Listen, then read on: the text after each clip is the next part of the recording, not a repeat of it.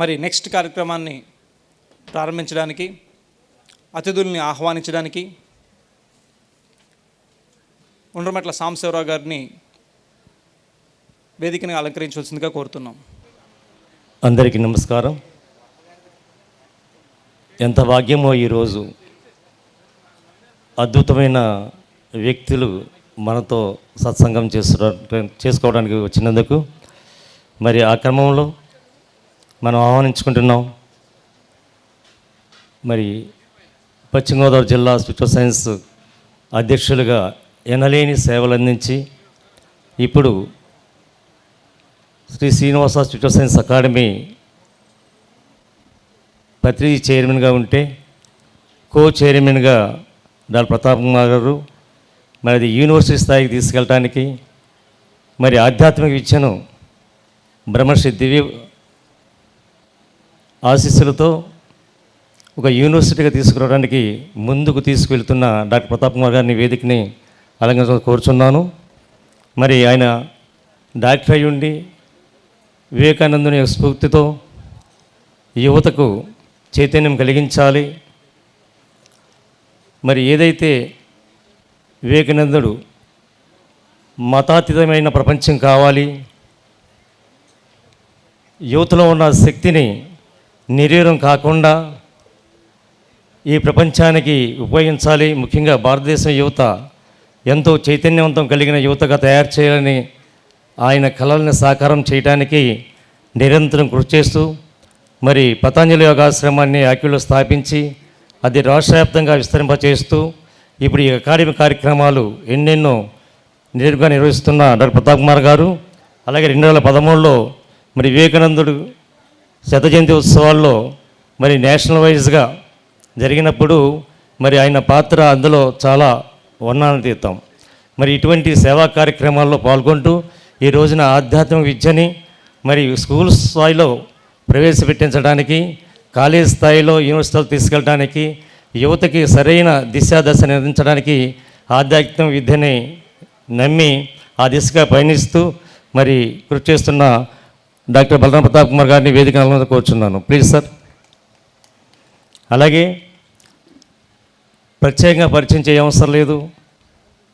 CBI డైరెక్ట్గా ఉంటూ నిజాయితీగా ఉంటూ ఏ తారతమ్యంలో లేకుండా సత్యం వైపు ఉంటూ సత్యంతోనే జీవిస్తూ మరి అక్కడ తృప్తి లేకుండా ఈ సేవలు ఇంకా విస్తరించాలని ప్రతి గ్రామం తిరిగి ఆ గ్రామాల్లో ఎలా ఉంది మనుషుల యొక్క జీవన విధానం, ఎటువంటి సమస్యలతో ఉన్నారు వాళ్ళని గ్రౌండ్ లెవెల్లో తెలుసుకోవాలని ఆయన ఎన్నో యాత్రలు చేస్తూ మరి ఆ ఒకనొక యాత్రల్లో కొల్లేరు పరిసర ప్రాంతాలలో ఆయన పయనించినప్పుడు ఆయనతో పాటు నేను కూడా పయనించడం అనేది నా భాగ్యంగా భావిస్తూ ఆయన్ని మోస్ట్ వెల్కమ్ చేస్తున్నాం సార్. Please SIT sir.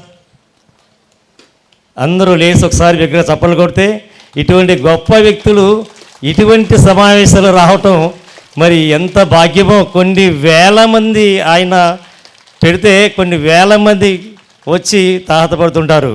ఆయన ఇచ్చే సందేశం అంత అద్భుతంగా ఉంటుంది, అంత చైతన్యంగా ఉంటుంది, అంత పారవశ్యంగా ఉంటుంది, అంత ఉత్తేజంగా ఉంటుంది. అటువంటి గొప్ప వ్యక్తి జేడి లక్ష్మీనారాయణ గారు. అలాగే జేడి లక్ష్మీనారాయణ గురించి నాకు కొంచెం తెలుసు, చాలా తెలుసుకున్నాను. కానీ అది ఏ వ్యక్తి పరిచయం చేస్తే బాగుంటుందో ఆ వ్యక్తితోనే పరిచయం చేయిందాం. ఆ వ్యక్తే మన పశ్చిమ గోదావరి జిల్లా పిఎస్ఎం ఫౌండర్, అలాగే vice engineering college general secretary Akula Trimurthy గారు. మరి వేదిక గురించి జేడి లక్ష్మీనారాయణ గురించి మరింత వివరంగా పరిచయం చేయవలసిందిగా కోరుచున్నాను. Please sir, please welcome. ఒకసారి గట్టిగా చప్పట్లు కొడదాం మిత్రులారా, గట్టిగా. ఈరోజు ఒక అద్భుతమైన రోజు. నిజానికి శ్రీ శ్రీనివాస సత్యజ్ఞాన ధ్యానయజ్ఞం మీరెవరూ కూడా ఊహించి ఉండరు. మనం ఇప్పటి వరకు కూడా ఆధ్యాత్మిక ప్రసంగాలు చేసేటువంటి వ్యక్తుల్ని మనం ముఖ్య అతిథులుగా పిలుచుకుంటా ఉన్నాం. ఇప్పుడు ఎవరైతే సమాజాన్ని, సమాజ దృక్పథాన్ని సత్యం వైపు మళ్లించగలరో అలాంటి వ్యక్తుల్ని ఆహ్వానించుకోవాల్సినటువంటి అవసరం ఏర్పడింది. అందుకే మనం ఇవాళ శ్రీ జేడి లక్ష్మీనారాయణ గారిని ఇక్కడికి ఆహ్వానించడం జరిగింది. మిత్రులారా, గట్టిగా చప్పట్లు కొడదాం మిత్రులారా. జేడి లక్ష్మీనారాయణ గారు భారతదేశంలోనే వారిని ఎవరికి పరిచయం చేయక్కర్లేదు. ఎందుకంటే ప్రతి ఒక్కళ్ళు కూడా ఆయన ఎన్నోసార్లు టీవీల్లో చూసుంటారు. ఆయన 1990, 2018 సంవత్సరాల మధ్యలో ఐపీఎస్గా సేవలు అందిస్తున్నప్పుడు ఆయన మనం తరచూ టీవీలో చూస్తున్నాం. అయితే ఆయన జేడి అంటే ఈయన సిబిఐలో జాయింట్ డైరెక్టర్ చేసినప్పటి నుంచి కూడా ఆయన జేడి లక్ష్మీనారాయణ గారుగా మనం అలా అలవాటు అయిపోయారు. ఆయన అసలు పేరు వాసగిరి వెంకట లక్ష్మీనారాయణ గారు. ఆయన 1965 ఏప్రిల్ 3వ తేదీన కడపలో జన్మించారు వారు. అలాగే వారి తండ్రి గారు షణ్ముఖన్ గారు శ్రీశైలం జల విద్యుత్ కేంద్రంలో ఇరిగేషన్ ఇంజనీర్గా ఉద్యోగం చేశారు. అదే సమయంలో వారి తల్లిగారైనటువంటి వసుంధర గారు టీచర్గా ఉద్యోగం చేయడం జరిగింది. వీరి తండ్రి గారు కూడా గొప్ప ఆరేటర్, మంచి వక్త. ఆ తల్లిదండ్రుల యొక్క పెంపకం, వారి యొక్క స్ఫూర్తి వీరు ఆర్ఈసి వరంగల్లో బీటెక్ పట్టా తీసుకున్న తర్వాత Indian institute of technology IIT Madras నుండి 1989లో ఎంటెక్ డిగ్రీ తీసుకోవడం జరిగింది. ఐఐటిలో ఉన్నప్పుడే వారికి సివిల్ సర్వీసెస్ వైపు వెళ్ళాలని ఒక ఆలోచన రావటం. 1990లో ఆయన ఐపీఎస్ సెలెక్ట్ కావడం జరిగింది. 2018 వరకు కూడా మీరు ఒక 5-6 ఏళ్ల క్రితానికి వెళ్తే భారతదేశంలో ఐపీఎస్ పవర్ ఏంటో భారతదేశం అంతా కూడా చూపించారు. ప్రతి క్షణం టీవీలకి అంటు పెట్టుకుని ఉన్నారు అంతాను. ఆయన మన తెలుగు బిడ్డ కావడం మన గర్వకారణం. ఒకసారి గట్టిగా చప్పట్లు కొడదాం మిత్రులారా, గట్టిగా.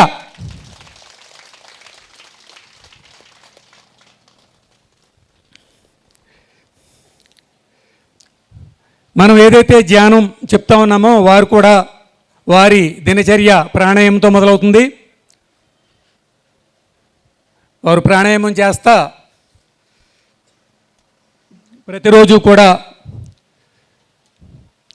ఆయనకి ఇష్టమైన పని ఏమిటంటే ప్రతిరోజు వేల మంది వ్యక్తులను కలవటం, తద్వారా సమాజంలోని అన్ని కోణాల్లో ఉన్నటువంటి ఏవైతే మనం మెరుగుపరచాలో వాటిని గమనించటం, వాటి కోసం వారు ఏదైతే JD foundation, join to development JD foundation ద్వారా కృషి చేస్తూ ఉన్నారు. వారు చైర్మన్గా ఉండి ఒకసారి జేడి ఫౌండేషన్కి ఒకసారి గట్టిగా చప్పట్లు కొడదాం.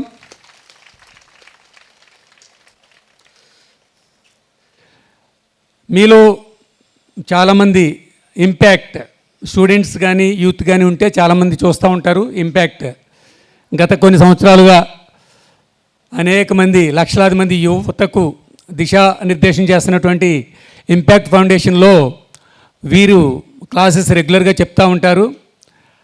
ఆ ఫౌండేషన్ ద్వారా ఇప్పటివరకు సుమారుగా 35 లక్షల మంది యువతనైనా ప్రత్యక్షంగా కలవడం జరిగింది. వారికి దిశానిర్దేశం చేయడం జరిగింది. జేడి లక్ష్మీనారాయణ గారి వీడియోలు యూట్యూబ్లో, మీరు జేడి లక్ష్మీనారాయణ గారి వీడియోస్ అని కొడితే యూట్యూబ్లో ఉంటాయి. యువత అంటే వయసు రీత్యా యువత కాదండి, మనసు రీత్యా యువత. మీరంతా కూడా యువత అని భావిస్తున్నాను నేను. ఒకసారి మీ అందరికీ మీరు చప్పట్లు కొట్టుకుంటూ దయచేసి వాళ్ళు వెళ్ళగానే వారి వీడియో చూడని ట్రై చేయండి. అలాగే వారికి అమ్మా పాట ఉంది కదా, ఆ పాట ఒకసారి ప్లే చేద్దు. కానీ వారికి ఇష్టమైన పాట ఎప్పుడు ఒప్పుకోవద్దురా ఓటమి. ఓటమిని ఒప్పుకున్న తక్షణం మనం ఓటమి పాలవుతాం. సో మనం ఎప్పుడు కూడా విజయం కోసం ప్రయత్నం చేస్తూ ఉండాలి.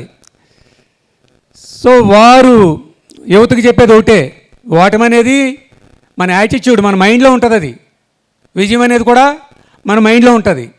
సో సిరివెన్నెల సీతారామ శాస్త్రి గారి ఆ పాటన్నా, అలాగే వివేకానందుడు చెప్పినటువంటి arise awake stop not till still the goal you reach, arise awake stop not till the goal is reached అన్న సూక్తి అన్న ఆయనకి చాలా చాలా ఇష్టం. ఆ సూక్తిని, ఆ పాటని తీసుకుని ఆయన యువతకి, అలాగే తెలుగు రాష్ట్రాల్లో ప్రతి మూలమూలకి తిరుగుతూ ఉన్నారు. అలాగే చూశారు కదా, వారిప్పుడు ఒక రైతులా కనపడుతున్నారండి మీ అందరికీ, అవునా? రైతులంతా ఆ వేషధారణలో ఉంటే రైతుల్ని ప్రభుత్వం గుర్తిస్తుంది. వారు రైతుల సమస్యల్ని తెలుసుకోవటానికి రాజమండ్రి దగ్గర ధర్మం అనే గ్రామంలో 12 ఎకరాలు కౌలుకు తీసుకుని ఆర్గానిక్ వ్యవసాయం చేస్తా ఉన్నారు. గట్టిగా చప్పట్లు కొడదాం, గట్టిగా. రైతులు కూడా వాళ్ళ భూముల్ని కౌలుకి ఇచ్చేస్తున్నటువంటి ఈ సందర్భంలో వారు కౌలుకు తీసుకుని ఆర్గానిక్ వ్యవసాయం చేస్తూ ఉన్నారు. చాలా గొప్ప విషయం కదండి, అవునా కదా? నేను చాలామంది చూస్తూ ఉన్నాను. మరి రైతు పని పండిష్టమే కదా, లీజుకి ఇచ్చేస్తారు, కౌలుకి ఇచ్చేస్తారు, బండి వేసుకుంటారు, అక్కర్లేని వ్యవహారాల్లో తిరుగుతూ ఉంటారు ఎక్కువ మంది. నేను చూస్తాను రైతుల్ని. పోనీ ఆ టైంని దేనికైనా సదుద్దేశంగా ఉపయోగిస్తున్నారంటే లేదు. రైతుల యొక్క సమస్యల పట్ల పోరాటం చేయడం కోసమైనా ఆ సమస్యలను తెలుసుకోవడానికి రైతు రూపం ఎత్తారు. లీజు తీసుకుని, సొంత భూమి లేదు ఆయనకి. ఒకసారి గట్టిగా చెప్పట్లు కొడదాం మిత్రులారా. అలాగే మనం పిఎస్ఎస్ మూమెంట్లో గత 2.5 దశాబ్దాలుగా వరల్డ్ హెల్త్ ఆర్గనైజేషన్ చెప్పినటువంటి ఆరోగ్యం అంటే ఫిజికల్గా ఉండే ఆరోగ్యం ఒకటే కాదు. వరల్డ్ హెల్త్ ఆర్గనైజేషన్ ఏం చెప్పిందండి?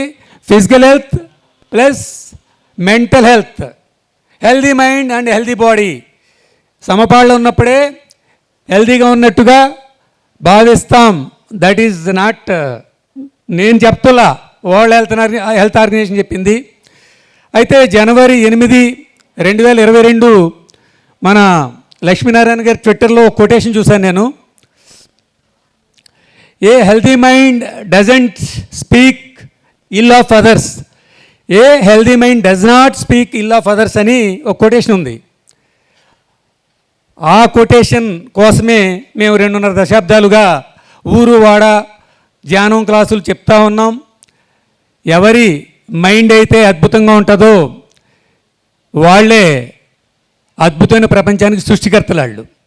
సో ఇలాంటి కార్యక్రమంలో భాగంగా పత్రిజీ ఆదేశానుసారం ఇక్కడ శ్రీనివాస స్పిరిచువల్ సైన్స్ అకాడమీ అనేది ఒకటి స్థాపించి కన్వీనర్గా మన డాక్టర్ బలరాం ప్రతాప్ గారు, జనరల్ సెక్రటరీగా మన సాంశివరావు వర్క్ చేస్తూ ఉన్నాం.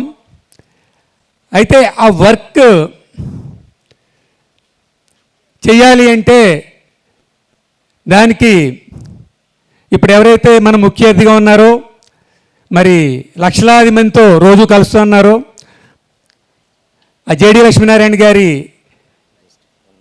వారి సహకారం కావాలి అని వారిని కోరుకుంటూ, thank you friends, thank you very much. నేను పెద్దగా మాట్లాడేదే లేదు. అందరం ఒకసారి నిలబడి వారికి స్వాగతం పలుకుతూ వారి సందేశం తీసుకుందాం కరతాళ ధ్వనులతో. ఇంకా గట్టిగా ఇంకా ఇంకా ఇంకా థ్యాంక్ యూ. వేదిక మీద ఆసీనులైన పెద్దలు, డాక్టర్ ప్రతాప్ గారు, శ్రీ సాంబశివరావు గారు, త్రిమూర్తి గారు, ఈ కార్యక్రమానికి విచ్చేసిన మీ అందరికీ నమస్కారాలు తెలియజేస్తూ, జన్మనిచ్చిన నా తల్లిదండ్రులకి విద్యాబుద్ధులు చెప్పి మీ ముందు మాట్లాడగలిగే స్థాయికి నాకు జ్ఞానాన్ని ప్రసాదించిన మా గురువులందరినీ స్మరించుకుంటూ, ఈరోజు ద్వారకా తిరుమల ప్రాంగణంలో ఇంతమంది హాజరవుతున్న ఈ కార్యక్రమంలో నాకు తోచిన కొన్ని విషయాలు మీతో పంచుకునే అవకాశం నాకు కలిగింది. సమాజం ఎటు వెళుతోంది, సమాజంలో జరుగుతున్న మార్పులు, సమాజంలో ఒక వ్యక్తిగా మనమేం చేయాలి అన్న విషయాల గురించి కొద్దిసేపు చర్చిద్దామని డాక్టర్ ప్రతాప్ గారు నాకు తెలియజేయడం జరిగింది. సాధారణంగా మనం ఎక్కడికైనా వెళితే, ఎయిర్పోర్ట్కి వెళితే మన ఉనికిని చాటాల్సి ఉంటుంది. అక్కడ దానికి మన జేబులో ఆధార్ కార్డు పెట్టుకుంటాం. మనం ఏదైనా ఇన్కమ్ ట్యాక్స్ రిటర్న్లు వేయాలంటే మళ్ళా మన ఉనికిని చాటాల్సి ఉంటుంది. దానికోసం పాన్ కార్డు పెట్టుకుంటాం. సో ఈ విధంగా మన ఉనికి అనేక కార్డుల ద్వారా మనం తెలియజేసుకుంటూ ఉంటాం. మరి దేశాల ఉనికి ఎలా ఉంటుందన్నది ఒకసారి చర్చించుకుందాం. అందరూ అమెరికా గురించి మాట్లాడతారు. అమెరికా దేశం యొక్క ఉనికి ఏంటి, అమెరికా దేశం యొక్క ఐడెంటిటీ కార్డ్ ఏంటి అని మనం ఆలోచిస్తే, అమెరికా దేశం యొక్క ఎందుకు ఎంతమంది అమెరికాకి వెళ్ళిపోతున్నారు, ప్రధానమైన కారణం చూస్తే ఆ దేశం యొక్క ప్రధానమైన ఉద్దేశం ఏంటంటే ఆ దేశంలో నివసిస్తున్న ప్రజలందరికీ కూడా మంచి సౌకర్యాలు ఉండాలి, వాళ్ళందరూ కూడా ఆనందంగా నివసించాలి అన్నది ఆ దేశం యొక్క ఐడెంటిటీ కార్డు. అదే మనం లండన్కి వెళితే, లండన్కి వెళ్ళి అక్కడ ఐడెంటిటీ కార్డు అడిగితే వాళ్ళు ఏం చూపిస్తారంటే, లండన్ యొక్క అంటే బ్రిటిష్ యొక్క రాణి యొక్క అధికారాలు ఎంత ఎక్కువగా ఉంటే మా దేశం అంత గొప్పగా ఉంటుందని ఆ దేశస్థులు భావిస్తారు. కాబట్టి అది లండన్ యొక్క ఆర్ యునైటెడ్ కింగ్డమ్ యొక్క ఐడెంటిటీ కార్డు. మరి భారతదేశం యొక్క ఐడెంటిటీ కార్డు ఏంటి? భారతదేశాన్ని మీరు మీ ఐడెంటిటీ కార్డు చూపించమంటే భారతదేశం యొక్క ఐడెంటిటీ కార్డు ఆధ్యాత్మికత, స్పిరిచువాలిటీ అన్నది భారతదేశం యొక్క ఐడెంటిటీ కార్డు. అందువల్ల అమెరికాలోని ప్రజలకు సౌకర్యాలు కల్పించకుంటే ఆ దేశం పరిస్థితి మారిపోతుంది. బ్రిటన్లో రాణికి అధికారాలు తక్కువైపోతే ఆ దేశం పరిస్థితి మారిపోతుంది. మన దేశంలో ఆధ్యాత్మికత తగ్గిపోతే మన దేశ పరిస్థితి మారిపోతుంది. అందువల్ల మనం నేర్చుకోవాల్సింది ఏంటంటే, ఎట్టి పరిస్థితులలో ఈ ఆధ్యాత్మికత అన్నది మన దగ్గర నుంచి వెళ్ళకూడదు అన్నది మనం నిర్ణయించుకోవాలి. ఆ ఉద్దేశంతోనే మనమందరం ఈరోజు ఇక్కడ కూర్చున్నాం. ప్రజలలో ఆధ్యాత్మికతను ఎలా పెంచాలి, ఆధ్యాత్మిక దిశగా మనం వెళ్ళాలి, ఆధ్యాత్మికత అంటే అసలు ఏంటి, దీని గురించి కూడా మనం చర్చించుకోవాల్సిన అవసరం ఉంది. కాబట్టి ఈ విషయం గురించి ఈరోజు నాకున్న చిన్నపాటి అనుభవంతో మీకుతో కొన్ని విషయాలు పంచుకోవడానికి ప్రయత్నిస్తాను. అందులో ముఖ్యంగా సమాజం దేని మీద ఆధారపడి నడుస్తుంది అని చాలా చర్చలు జరుగుతుంటాయి. రకరకాల వ్యక్తులు రకరకాల సమాధానాలు ఇస్తుంటారు. ఈ సమాజం దేని మీద ఆధారపడి ఉంటుంది, కానీ నా దృష్టిలో సమాజం రెండిటి మీద ఆధారపడి నడుస్తుంది అనుకుంటాను నేను. ఒకటి భయం, ఇంకొకటి భక్తి. ఈ రెండిటి మీద సమాజం ఆధారపడి ఉంటుంది. ఏ సమాజంలో అయితే భయము భక్తి ఉంటాయో ఆ సమాజం చక్కగా నడుస్తుంది. ఎప్పుడైతే ఈ భయం లేదు, భక్తి తగ్గిపోతుందో అప్పుడు ఏమవుతుందంటే సమాజంలో విచ్చలవిడితనం అన్నది వ్యాపిస్తుంది. ఈరోజు పేపర్ తీయాలంటేనే భయం వేస్తుంది. ఎక్కడ ఏ సంఘటన జరిగిందో, ఎక్కడ ఏ చెల్లి ఏ తల్లి మీద అత్యాచారం జరిగిందో అని ఆ పేపర్ తీయాలంటే భయం అవుతుంది అలా. కాబట్టి దీనికి ప్రధానమైన కారణం ఏంటంటే భయము భక్తి తగ్గిపోయాయి సమాజంలో. అందువలన ఎవరిని చూసి భయపడాలి, ఎవరి మీద భక్తి ఉండాలి అన్నది కూడా మనం ఆలోచించాలి. సో భయం అంటే ఎవరిని చూసి భయపడాలి, భక్తి దేని మీద ఉండాలి అని నన్ను అడిగితే నా సమాధానం ఏంటంటే ధర్మం పట్ల భయం ఉండాలి, ధర్మం పట్ల భక్తి ఉండాలి. ఇది మనం ప్రధానంగా నేర్చుకోవాల్సిన అంశం. ధర్మం అన్నది చాలా ముఖ్యమైన విషయం. ఏదైనా తప్పు జరిగితే ఎవరో బయటి వారు వచ్చి శిక్షించాల్సిన అవసరం లేదు. ధర్మాన్ని అనుసరించడమే మనం కర్తవ్యమని ఎప్పుడైతే గుర్తిస్తామో అప్పుడు సమాజం బ్రహ్మాండంగా ఉంటుంది. ఆ రోజు మనం చక్కగా న్యూస్ పేపర్లు చదవడానికి ఆనందంగా న్యూస్ పేపర్లు తెరవచ్చు. అందువల్ల మనం ముఖ్యంగా పాటించాల్సింది ఏంటంటే మన ధర్మం. మనం ఏ ధర్మం పాటించాలి అన్నది మనకు చక్కగా తెలిస్తే ఖచ్చితంగా ఆ సమాజం గొప్ప సమాజంగా మారుతుంది. నెమ్మదిగా భక్తి కూడా సన్నగిల్లిపోతుంది. ఈ భక్తి క్రమంగా నశించి కూడా పోతుంది. అసలు యాక్చువల్గా భక్తి అంటే ఏంటి అది కూడా మనకు తెలియాలి. బలమైన ప్రేమను మనం భక్తి అంటాం. బలమైన ప్రేమను మనం భక్తి అంటాం. ఇప్పుడు చూడండి, గొప్ప గొప్ప సాధువులు సంతులు వీళ్ళు ఉన్నారు. వాళ్ళు గొప్పదైన వాళ్ళ ప్రేమను చూపించారు భగవంతుడి ముందు, అందుకనే వాళ్ళని భక్తులు అంటాం. అదేవిధంగా బలమైన రెస్పెక్ట్ ఏదైతే ఉంటుందో, ఆదరం ఏదైతే ఉంటుందో, గౌరవం ఏదైతే ఉంటుందో దాన్ని కూడా భక్తి అంటారు. కాబట్టి భక్తికి 2 రకాలుగా నిర్వచనాలు చెప్పుకోగలం. కానీ ఈ భయము అన్నది, భక్తి అన్నది ఎప్పుడైతే సన్నగిల్లుతుందో సమాజంలో, ఆ సమయంలో ఎవరో ఒక మహానుభావుడు జన్మిస్తాడు. జన్మించి ఆ పరిస్థితిని చక్కదిద్దుతాడు. ఇది మనం పురాణాల్లో కానీ మన చరిత్రలో కానీ చూసామే. వేల సంవత్సరాలుగా మన సమాజంలో ఇది జరుగుతూనే ఉంది. ఇంత పెద్ద దేశంలో, ఇంత జనాభా ఉన్న దేశంలో, విభిన్న సంప్రదాయాలు ఆచారాలు ఉన్న మన దేశంలో ఇంకా మనం బాగానే బ్రతుకుతున్నాము అంటే దానికి ప్రజలకు ధర్మం పట్ల ఉన్న నిబద్ధతే కారణమని మనం గమనించాలి. కానీ ఈ నిబద్ధతను పెంచాల్సిన అవసరం మనకుంది. ఈ నిబద్ధతను పెంచాలి ధర్మం పట్ల. అందుకనే యదా యదా హి ధర్మస్య గ్లానిర్భవతి భారత అంటూ. అంటే గ్లాని అంటే ఏంటంటే హాని, అన్యాయం. అంటే ఎప్పుడైతే ధర్మానికి హాని కానీ అన్యాయం కానీ జరుగుతుందో నేను వస్తాను అని చెప్పేసి భగవద్గీతలో మనకు చెబుతారు. అటువంటి పరిస్థితుల్లో వచ్చిన వారందరినీ కూడా మనం దేవుళ్ళుగా కొలుస్తున్నాం. స్వామి వివేకానందుల వారిని తీసుకున్నాం. 1857 సంవత్సరంలో ప్రథమ స్వాతంత్ర సంగ్రామం జరిగిన తర్వాత భారతదేశంలోని ప్రజలు ఈ బ్రిటిష్ వాళ్ళను మనం ఏమీ చేయలేము అన్న ఒక అందాజ వచ్చి, ఒక నిర్ణయానికి వచ్చి, ఇక బ్రిటిష్ వాళ్ళ పరిపాలనలోనే మనం కొనసాగుతాము అని బ్రిటిష్ వాళ్ళ మత్తులో పడిపోయిన సమయంలో ఆ మత్తును మరమ్మత్తు చేయడానికి వచ్చిన వారు స్వామి వివేకానంద. ఎప్పుడైతే ధర్మముకి హాని ఎప్పుడైతే కలుగుతుందో అప్పుడు వచ్చిన వాళ్ళు గొప్ప వ్యక్తులు. అందులో స్వామి వివేకానందుల వారు. అందుకనే ఆయన్ని ఇప్పుడు మనిషి రూపంలో జన్మించినా కూడా ధర్మాన్ని పునఃస్థాపించడానికి వచ్చారు కాబట్టి ఆయనకు భగవంతుడి స్థానం మనమంతా ఇచ్చామన్నమాట. అందువల్ల ఎప్పుడు గమనించాల్సింది ఏంటంటే మనిషికి భగవంతుడికి తేడా ఏంటి అంటే మనిషి ఎప్పుడు అడుగుతుంటాడు, నాకు అది ఇవ్వు, ఇది ఇవ్వు, ఒక ఇల్లు ఇస్తే ఇంకొక ఇల్లు ఇవ్వు, ఒక కారు ఇస్తే ఇంకో కారు ఇవ్వు, ఇలాంటివి కోరుకుంటుంటాడు. భగవంతుడు ఇస్తూ ఉంటాడు. అందువల్ల కోరుకునేవాడు మనిషి, ఇచ్చేవాడు భగవంతుడు. అందువల్ల మనం కోరుకునే స్థాయి నుంచి ఇచ్చే స్థాయికి మనం ఎదగగలిగితే మనం కూడా భగవంతులుగా మారగలము అని ప్రతి ఒక్కరూ గమనించుకోవాలన్నమాట.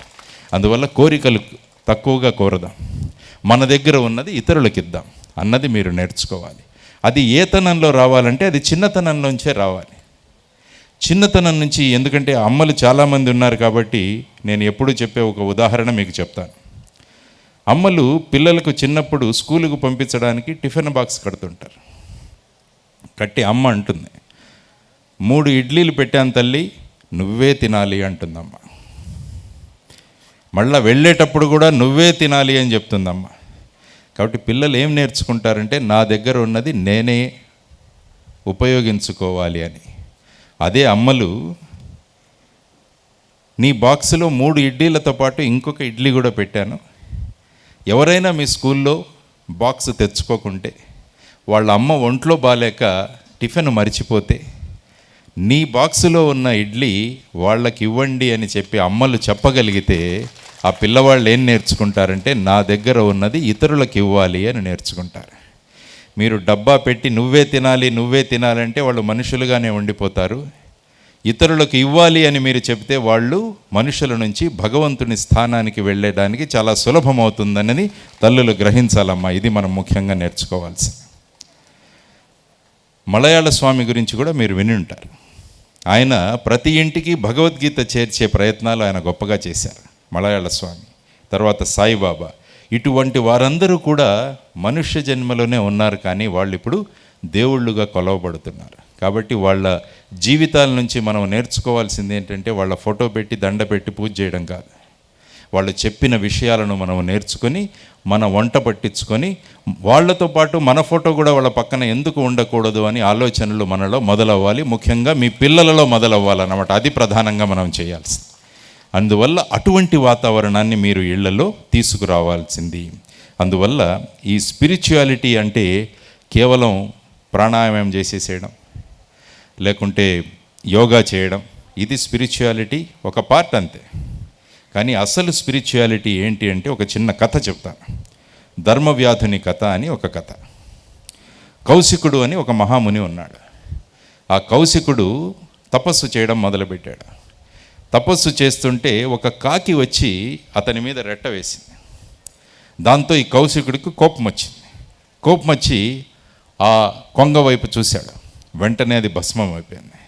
అప్పుడు కౌశికుడు అనుకుంటాడు, నా దగ్గర ఇంత శక్తి వచ్చింది, నా తపశక్తి అని. మామూలుగా సాధువులు సంతులు భిక్షాటనకు వెళతారు. భిక్షాటనకు వెళుతూ ఒక ఇంటి ముందు నిలబడి భవతీ భిక్షాందేహి అన్నాడు. అప్పుడు లోపల నుంచి ఉన్న ఆవిడ కొద్దిసేపు ఆగండి అని. కోపం వచ్చింది కౌశికుడికి. కొంగనే చంపేసి అన్న చూపుతో ఈవిడేంటి రావడానికి ఇంత సమయం పడుతోందంటే, ఆవిడ ఒక 10-15 నిమిషాల తర్వాత బియ్యం అది తీసుకుని వచ్చింది. అంతలో కోపంగా ఆవిడ వైపు తీక్షణంగా చూశాడు. ఆవిడకి ఏమీ కాలేదు. మళ్ళా చూశాడు, ఏమీ కాలేదు. దాంతో ఆమెను అడిగాడు, నేను ఇంతటి తపశ్శక్తి ఉన్నవాడిని, నా చూపు చూసి కొంగ కూడా చనిపోయింది, నీకేమీ అవ్వట్లేదంటే, స్వామి మీరు వచ్చినప్పుడు మా ఇంట్లో మా అత్త మామలు ఉంటారు, వాళ్ళు మంచం మీద ఉన్నారు, వాళ్లకు నేను సేవలు చేస్తూ ఉన్నాను. ఆ వాళ్ళ సేవలు ముగించిన తర్వాత అది నా ధర్మం, వాళ్లకు సేవలు చేయడం నా ధర్మం. ఆ ధర్మాన్ని ముగించుకొని నేను వచ్చి మీకు భిక్ష ఇచ్చాను. కాబట్టి మీరు ఎంత చూసినా నాకేమీ అవ్వదు, ఎందుకంటే నా ధర్మాన్ని నేను చేశాను అంటాడు. అప్పుడు కౌశికుడు ఆశ్చర్యపోతాడు. అమ్మ ఇవన్నీ నీకు ఎలా తెలుసు అంటే, ఈ ధర్మం ఎలా చేయాలో అన్నది ఇక్కడికి కొంత దూరంలో ఉన్న ధర్మవ్యాధుడి దగ్గర నుంచి నేను నేర్చుకున్నాను అని చెప్తుంది. అప్పుడు కౌశికుడికి ఆసక్తి పుడుతుంది. ఈ ధర్మవ్యాధుడు ఎవరు అని చెప్పేసి ఆ ఊరికి వెళ్తాడు. ధర్మవ్యాధుడు అంటే ఎవరో పెద్ద మహర్షో లేకుంటే ఎవరో సంత పురుషుడో అనుకుంటాడు. కానీ ధర్మవ్యాధుడు ఒక మాంసం వ్యాపారి, ఒక దుకాణం నడుపుతుంటాడు, మాంసం కొట్టు. ఆమెదో ఈ ధర్మవ్యాధుడి గురించి చెప్పింది, ఇతను చూస్తే ఏంటో మాంసం వ్యాపారం చేస్తున్నాడు, అహింస వద్దు అని చెప్తున్నాం మేము, మరి ఇతనంత గొప్పవాడు ఎలాగయ్యాడు అని చెప్పి ధర్మవ్యాధుడి దగ్గరికి వెళితే ధర్మవ్యాధుడు ఏమంటాడంటే, నేను ఖచ్చితంగా తూకంలో ఎంత ఇవ్వాలో అంతే ఇస్తాను, నేను ఎప్పుడు కూడా ఒక పైసా కూడా నేను లాభంగా నేను తీసుకోను. ఆ రోజు నేను నిర్ణయించుకుంటాను, నా ఇల్లు గడపడానికి ఎంత కావాలి అంటే అంతే రేటుతో ఇస్తాను. ఆ తర్వాత నా దగ్గర కొనుక్కునే వాళ్ళు ఎక్కువ ధర ఇచ్చి కొనుక్కోవడానికి వచ్చినా కూడా నేను ఎప్పుడూ ధరను పెంచను. అందువల్ల నా ధర్మాన్ని నేను చేస్తున్నాను అని చెప్పేసి ధర్మవ్యాధుడు చెప్తాడనమాట. అప్పుడు ఈ కౌశికుడికి అర్థమేమవుతుంది, నేను ఏదో గొప్ప శక్తి ఉందని వీళ్ళను చూడడానికి వస్తే నాకు అర్థమైంది ఏంటంటే, నేను నా తల్లిదండ్రులను పట్టించుకోవట్లేదు, నేను నడుపుతున్న గురుకులాన్ని నేను వదిలేశాను, అందువల్ల నేను నా ధర్మాన్ని చేయట్లేదని చెప్పి మళ్ళీ వెంటనే వెళ్ళిపోయి వాళ్ళ అమ్మా నాన్నలను చక్కగా చూసుకుంటూ గురుకులాన్ని బ్రహ్మాండంగా నడుపుకుంటూ వచ్చాడనమాట. ఇది ధర్మం అంటే, ఇది ఆధ్యాత్మికత అంటే. అంటే మనకు నిర్ణయించిన పని ఏదైతే ఉందో ఆ నిర్ణయించిన పనిని చక్కగా చేయడం, అదే ధర్మం.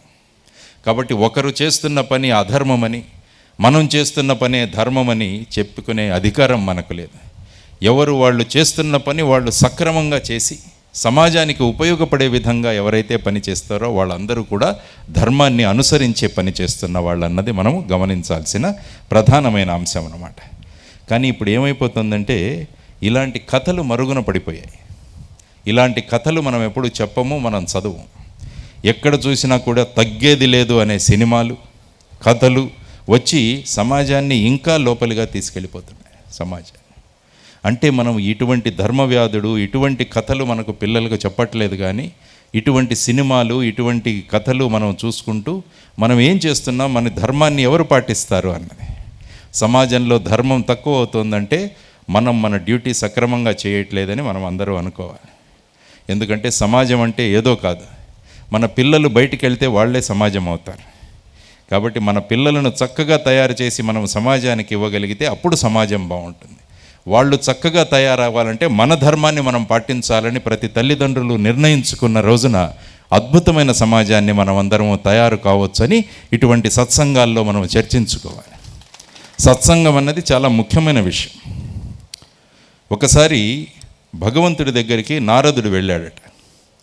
వెళ్ళి, స్వామి సత్సంగం అంటే ఏంటి అని అడిగాడట.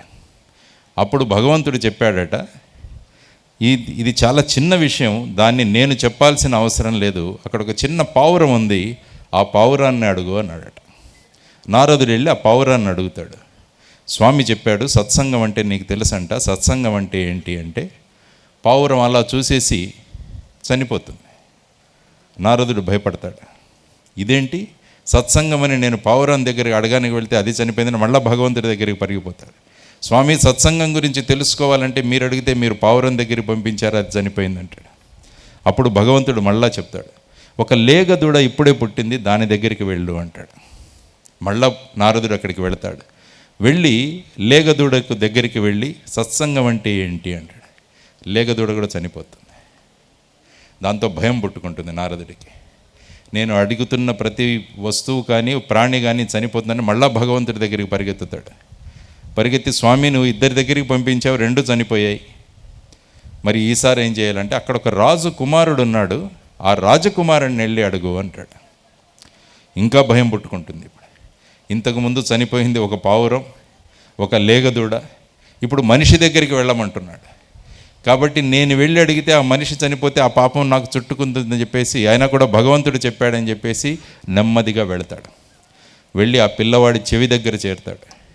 చేరి నెమ్మదిగా సత్సంగం అంటే ఏంటి అని అడుగుతాడు. ఇంకా చూస్తుంటాడు ఆ పిల్లవాడు ఎక్కడ చనిపోతాడా అని.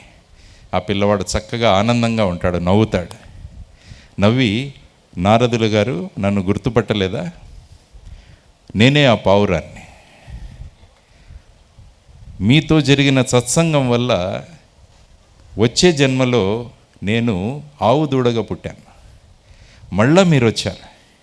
మళ్ళా మన సత్సంగం వల్ల అత్యంత ఉత్తమమైన జన్మ అయిన మానవ జన్మ నేను తీసుకోగలిగాను. కాబట్టి నేను మానవ జన్మ పొందడానికి మన ఇద్దరి మధ్య సత్సంగం ప్రధానమైన కారణం, ఇది సత్సంగం అంటే అని చెప్పాడనమాట. అందువల్ల మనమందరం కూడా అటువంటి సత్సంగం వల్ల మానవ జన్మ పొందాం మనమందరం. మరి మానవ జన్మ పొందిన తర్వాత మనం ఏం చేయాలి అన్నది మనం ఆలోచించుకోవాలి. ఎందుకంటే 84 లక్షల జీవరాశుల్లో మనం అందరం అదృష్టవంతులం. అది కూడా భారతదేశంలో పుట్టాం. భారతదేశంలో పుట్టడం చాలా కష్టం. భారతదేశంలో కూడా మనిషిగా పుట్టడం ఇంకా కష్టమని పద్మపురాణం చెబుతుంది మీకు. కాబట్టి పుట్టిన మనుషులుగా భారతదేశంలో పుట్టిన వాళ్ళ ధర్మాలు వాళ్ళు చక్కగా చేస్తున్న వాళ్ళ సంఖ్య చాలా తక్కువగా ఉందని ఆ పద్మపురాణమే మళ్ళా చెబుతుంది. అందువల్ల మనమంతా చేయాల్సింది ఏంటంటే మన ధర్మాలు చక్కగా కనుక మనం చేయగలిగితే అది భారతదేశాన్ని ఇంకా గొప్ప ఆధ్యాత్మిక దేశంగా మారుస్తుందన్నది మనమంతా గమనించాలని. అందువల్ల ఈ తగ్గేది లేదు అన్న సినిమా వచ్చినా కూడా మనం తగ్గి ఉండాలి ఎప్పటికీ. అందుకనే వేమన శతకంలో బ్రహ్మాండమైన ఒక పద్యం రాస్తారు ఆయన. అనువుగాని చోట అధికుల మనరాదు, కొంచెముందుటెల్ల కొదువ కాదు, కొండ అద్దమందు కొంచెమై ఉండదా విశ్వధావిరామ వినురమేమ అంటాడు ఆయన. అంటే వీలు కాని చోట గొప్పవాళ్ళమని చెప్పుకోకూడదు, అక్కడ చిన్నతనమైన అవమానమైనదని భావించకూడదు మనం ఎప్పుడు. ఎందుకంటే పెద్దదైన కొండ అద్దంలో చిన్నగానే కనిపిస్తుంది. కాబట్టి మనం ఎక్కడ అణుకువగా ఉండాలంటే అక్కడ అణుకువగా ఉండాలి. ఇది మనం నేర్చుకోవాలి, మన పిల్లలకు కూడా నేర్చుకోవాలి. ఎక్కడ దృఢంగా నిలబడి మాట్లాడాలో అక్కడ దృఢంగా నిలబడి మాట్లాడే కెపాసిటీ మన పిల్లలకు మనం ఇవ్వగలగాలి. అప్పుడే భారతదేశం యొక్క ఆధ్యాత్మికత అన్నది నిలుస్తుందన్నది చెప్పు. తరువాత ధర్మం ముందు తల వగ్గాల్సిందే, తల వంచి తీరాల్సిందే. దాన్నే ఆధ్యాత్మికత అంటాం. అందుకనే చెప్పాను, ఆధ్యాత్మికత అంటే ప్రాణాయామం చేయడం ఆధ్యాత్మిక కాదు, ధ్యానం చేయడం మాత్రమే ఆధ్యాత్మికత కాదు. ఆధ్యాత్మికత నా డెఫినేషన్లో ఏంటంటే ధర్మం ముందు తగ్గాలి, ధర్మం ముందు తల వంచాలి. అప్పుడే అది నిజమైన ఆధ్యాత్మికతకు దారి తీస్తుందన్నది మనం నేర్చుకోవాల్సిన అంశం.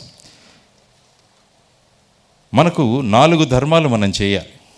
4 ధర్మాలు ఉంటాయి వ్యక్తి చేయాల్సింది. మొదటిది వ్యక్తి ధర్మం, రెండవది వృత్తి ధర్మం, మూడవది సామూహిక ధర్మం, నాలుగవది సామాజిక ధర్మం. ఈ 4 ధర్మాలను మనం చక్కగా నిర్వర్తిస్తే అది ఆధ్యాత్మికతకు దారితీస్తుంది. వ్యక్తి ధర్మం, ఒక వ్యక్తిగా నేనున్నాను. ఫర్ ఎగ్జాంపుల్, నాకు కొన్ని వ్యక్తి ధర్మాలు ఉంటాయి. నేను ఒక కొడుకును మా తల్లిదండ్రులకి, కాబట్టి కొడుకుగా నా ధర్మాలేంటో నేను చెయ్యాలి. నేను నా భార్యకు నేను భర్తను, భర్తగా నా ధర్మాలేంటో నేను చెయ్యాలి. మా అక్కకు తమ్ముడిని, మా చెల్లికి అన్నను, కాబట్టి తమ్ముడిగా అన్నగా నేను చేయాల్సిన ధర్మాలు నేను చెయ్యాలి. కాబట్టి ఇది ప్రధానమైన విషయం. ఈ ధర్మాలు వదిలేసి మనం వేరే విధంగా మనం ప్రవర్తిస్తామంటే అది ఆధ్యాత్మికత అవ్వదు. కాబట్టి మనకు ఏ ధర్మాలు చేయాలో ఆ ధర్మాలు మనం చేయాలి. కోడలుగా అత్తమామలకు సేవ చేయాలి. కోడలను అత్తమామలను వృద్ధాశ్రమంలో జయించేయడము అది మీ ధర్మం కాదు. అత్తమామలను మనం ఇంటిలో ఉంచుకొని వాళ్ళ సేవలు చేయగలగాలి, అది మనం ధర్మం. కాబట్టి మీరు కూడా మీ అమ్మాయిలకు నేర్పించాలి. ఈ మధ్య చాలామంది అమ్మలు కూతుర్లకు నేర్పిస్తున్నారు, నువ్వు అక్కడికి వెళ్ళగానే మీ అత్తమామలను పార్సల్ చేసేసి బయటికి. సో మన వ్యక్తి ధర్మం మనం చక్కగా నిర్వహించట్లేదు. అందుకనే దేశంలో ఆధ్యాత్మికత తగ్గిపోతుంది. ఇది గమనించుకోండి, ప్రధానంగా మనం చూడాల్సిన అంశం. రెండవది వృత్తి ధర్మం. మనము ఏ వృత్తి చేస్తున్నామో ఆ వృత్తిలో ధర్మాన్ని పాటించాలి.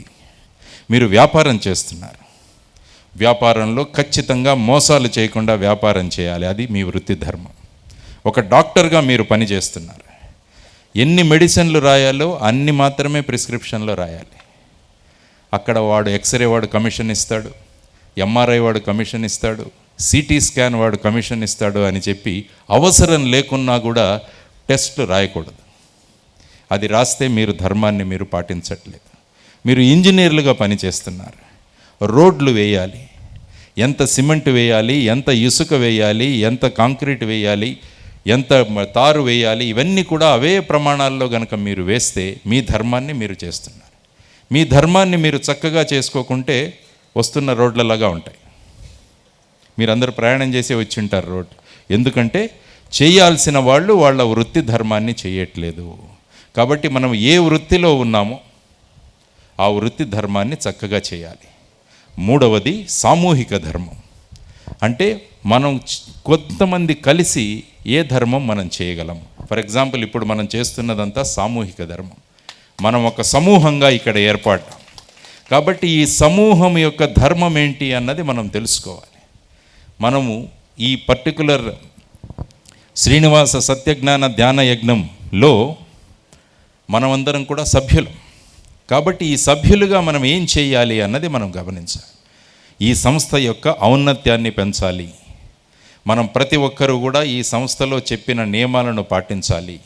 ఈ సంస్థ యొక్క ప్రయోజనాలను ఇతరులకు చేర్చాలి. ఇవన్నీ కూడా ఈ సంస్థలో సామూహికంగా మనం చేసే ధర్మం. కాబట్టి ఆ ధర్మాన్ని కూడా చక్కగా పాటించాలి. నాలుగవది సామాజిక ధర్మం. అంటే సమాజం కోసం మనం అంతా చేయాల్సిన ధర్మం కూడా ఉంది. దానికి ప్రధానమైన మీ ఆయుధం ఉన్నది, మీ చేతిలో ఉన్న ఆయుధం ఓటు. ఒక మంచి సమాజం ఏర్పడాలంటే మీ చేతిలో ఉన్న ఓటు అన్నది బ్రహ్మాండమైన ఆయుధం అని మీరందరూ గుర్తించాలి. ఆ ధర్మం చక్కగా పాటిస్తున్నామా లేదా అని ఒక్కసారి ఆలోచించండి. మా కులం వాడు కాబట్టి ఓటేయాలి, నాకు 5,000 డబ్బులు ఇచ్చాడు కాబట్టి ఓటేయాలి, ఒపీనియన్ పోల్స్లో ఈ వ్యక్తి గెలుస్తాడు అని వస్తుంది కాబట్టి అవతలి వ్యక్తి మంచివాడైనా కూడా నేను ఇతనికే వేస్తాను, ఎందుకంటే నా ఓటు మురిగిపోకూడదు. ఇటువంటి ధర్మాలు మనం పాటిస్తున్నప్పుడు సమాజం ఎక్క గొప్పగా ఉంటుందండి. దానికి ప్రధానమైన కారణం మన మీద ఉన్న సామాజిక ధర్మం ఏదైతే ఉందో ఆ ధర్మాన్ని చక్కగా నెరవేర్చకుంటే ఆ సమాజాన్ని, ఆ పాలకుల్ని మళ్ళా మనమే భరించాల్సి వస్తుంది. అందువల్ల ఈ 4 ధర్మాలు చాలా ముఖ్యమైనవనే గమనించండి. వ్యక్తి ధర్మం, వృత్తి ధర్మం, సామూహిక ధర్మం, సామాజిక ధర్మం. ఈ 4 ధర్మాలు ఏ దేశంలో అయితే చక్కగా పాటించబడతాయో ఆ దేశంలో ఆధ్యాత్మికత కూడా అత్యుత్తమైన స్థానంలో ఉంటుంది, అతి గొప్పదైన స్థానంలో ఉంటుందని మనమంతా గమనించాల్సిందని నేను మీకు చెప్తున్నాను. కాబట్టి నా సిన్సియర్ రిక్వెస్ట్ మీ అందరికీ, ఈ 4 ధర్మాలను మీరు రాసేసుకోండి ఈరోజు. ఒక వ్యక్తిగా నా ధర్మం ఏంటి, ఒక వృత్తిలో చేస్తున్న నా ధర్మం ఏంటి, ఒక సమూహంగా మా ధర్మం ఏంటి. సపోజ్ మీరందరూ ఒక కాలనీలో ఉంటున్నారు, ఆ కాలనీలో ఉన్న రోడ్డు అంతా శుభ్రంగా ఉంచుకోవడం మన ధర్మం, మన సామూహిక ధర్మం. ఇల్లు చక్కగా ఉంచుకుంటాం, రోడ్డు చక్కగా ఉంచుకోం.